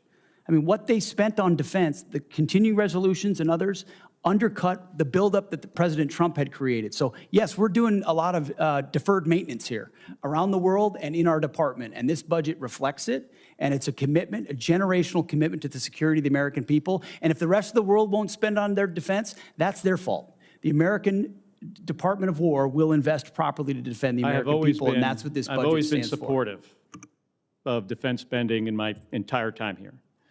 And after 25 years in the Navy, I want to make sure our folks have what they need. I think you should go back and take a look and see if there are places where we are making investments that we actually don't need. There are some systems out there. I mean, we're constantly looking and trying to balance, do we want, F-47, which I've been supportive of, B-21, also supportive.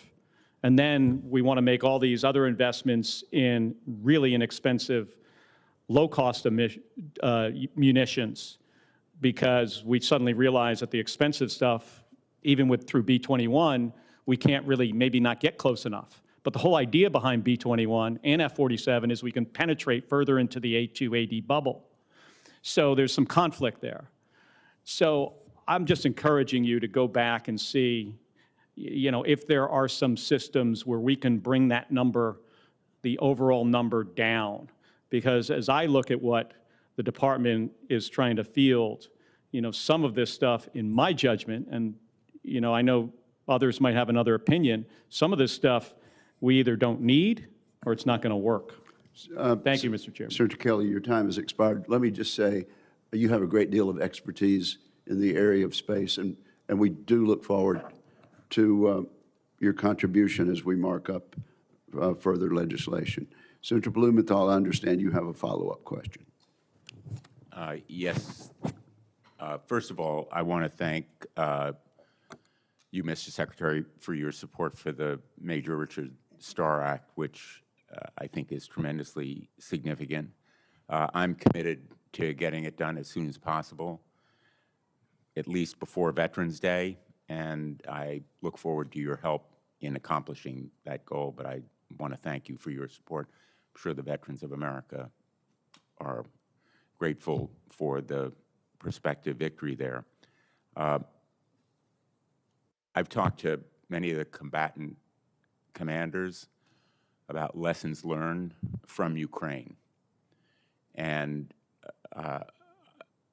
I think that there is unanimity on the point that there is a lot to be learned, not only about what the Russians are doing, but what other adversaries could do as well.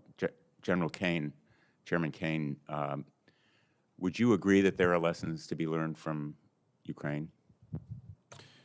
You bet, Senator, and there's lessons learned from everywhere, and that's really the culture of our joint force right now, is to make sure that across the globe, anytime we're in contact with the enemy, we're going back and determining what we can learn from there. But a big one, if you'll allow me, a big one is mass and simultaneity, which is something the Secretary's taken a strong role in making sure that we're doing that through drone evaluations and things like that moving forward. Following up on a question that I asked earlier, my last question, the President said yesterday that his view is, after his conversation with Vladimir Putin, that Ukraine has been, quote, militarily defeated. In your professional judgment, has Ukraine been militarily defeated? Sir, I haven't seen the President's quote, but I'll go back to something I started with, and that's the importance of me maintaining trust with a variety of people. And a president will make a wide range of comments and considerations as the commander-in-chief. You don't have to go too much farther. I understand the point that you're making. Yes, sir. Thank you. I appreciate it, Senator. In my view, Ukraine has not only not been militarily defeated, but the point that I was trying to make in the last exchange with the Secretary, there's a false narrative based on my last visit to Ukraine, which was my 9th, my conversation not only with President Zelensky, but with our own military on the ground, as well as our intelligence community. In fact, Ukraine arguably is winning. There is this false narrative, Russia's winning. Putin wants that false narrative to be our official narrative. I'm not putting words in your mouth, and you don't have to respond. I understand your reasons for not responding, but the American people should know that the President of the United States is undermining our security because Ukraine is holding the line against Vladimir Putin, who will keep going against Moldova, which I also visited on my last trip, against our NATO allies, and we still have an obligation under Article 5 to come to their defense, just as they did after 9/11, as King Charles so eloquently reminded us. And my view is, and this observation is hardly novel, that China is watching what we're doing in Ukraine. Would you agree? Sir, I'd agree that China's watching everywhere and carefully thinking about what their force posture and approach will be. And I think they're learning a variety of things, to include the tenacity and grit of the joint force around the things that we've been ordered to do over the last year. But if they see weakness in our response to Russia in Ukraine, that will affect the deterrence of their possibly moving against one of our allies or partners in the Far East. Let me finally ask Mr. Hurst, your estimate of $25 billion, would you share with us what that estimate is based on? Yeah, we can work to get you a product with the details if you'd like. And finally, Mr. Secretary, is there going to be a report on the bombing of the school in the first day or so of the war? I know you were asked about it yesterday. I'm wondering whether you have a more detailed response that you can share with us. As I've said, that's under investigation at 15-6. A general officer from outside the chain of command has been reviewing it, and it's still within the parameters of the investigation. Will there be a preliminary report in the next few weeks, or do you have a time estimate? I don't have a time estimate for you, but it will be, it's right now within the parameters of the length of time that normally these investigations take. I'm asking because in your final response to Senator Gillibrand, you said that great care is taken to avoid civilian casualties, and it would be profoundly significant if that report were made available in a timely way to show, in fact, the commitment to avoiding civilian casualties and learning lessons from the mistake made there. Thank you, Senator Blumenthal. This concludes today's hearing. I'd like to thank our witnesses for their testimony. For the information of members, questions for the record would be due to the committee within 2 business days of the conclusion of the hearing. We are adjourned.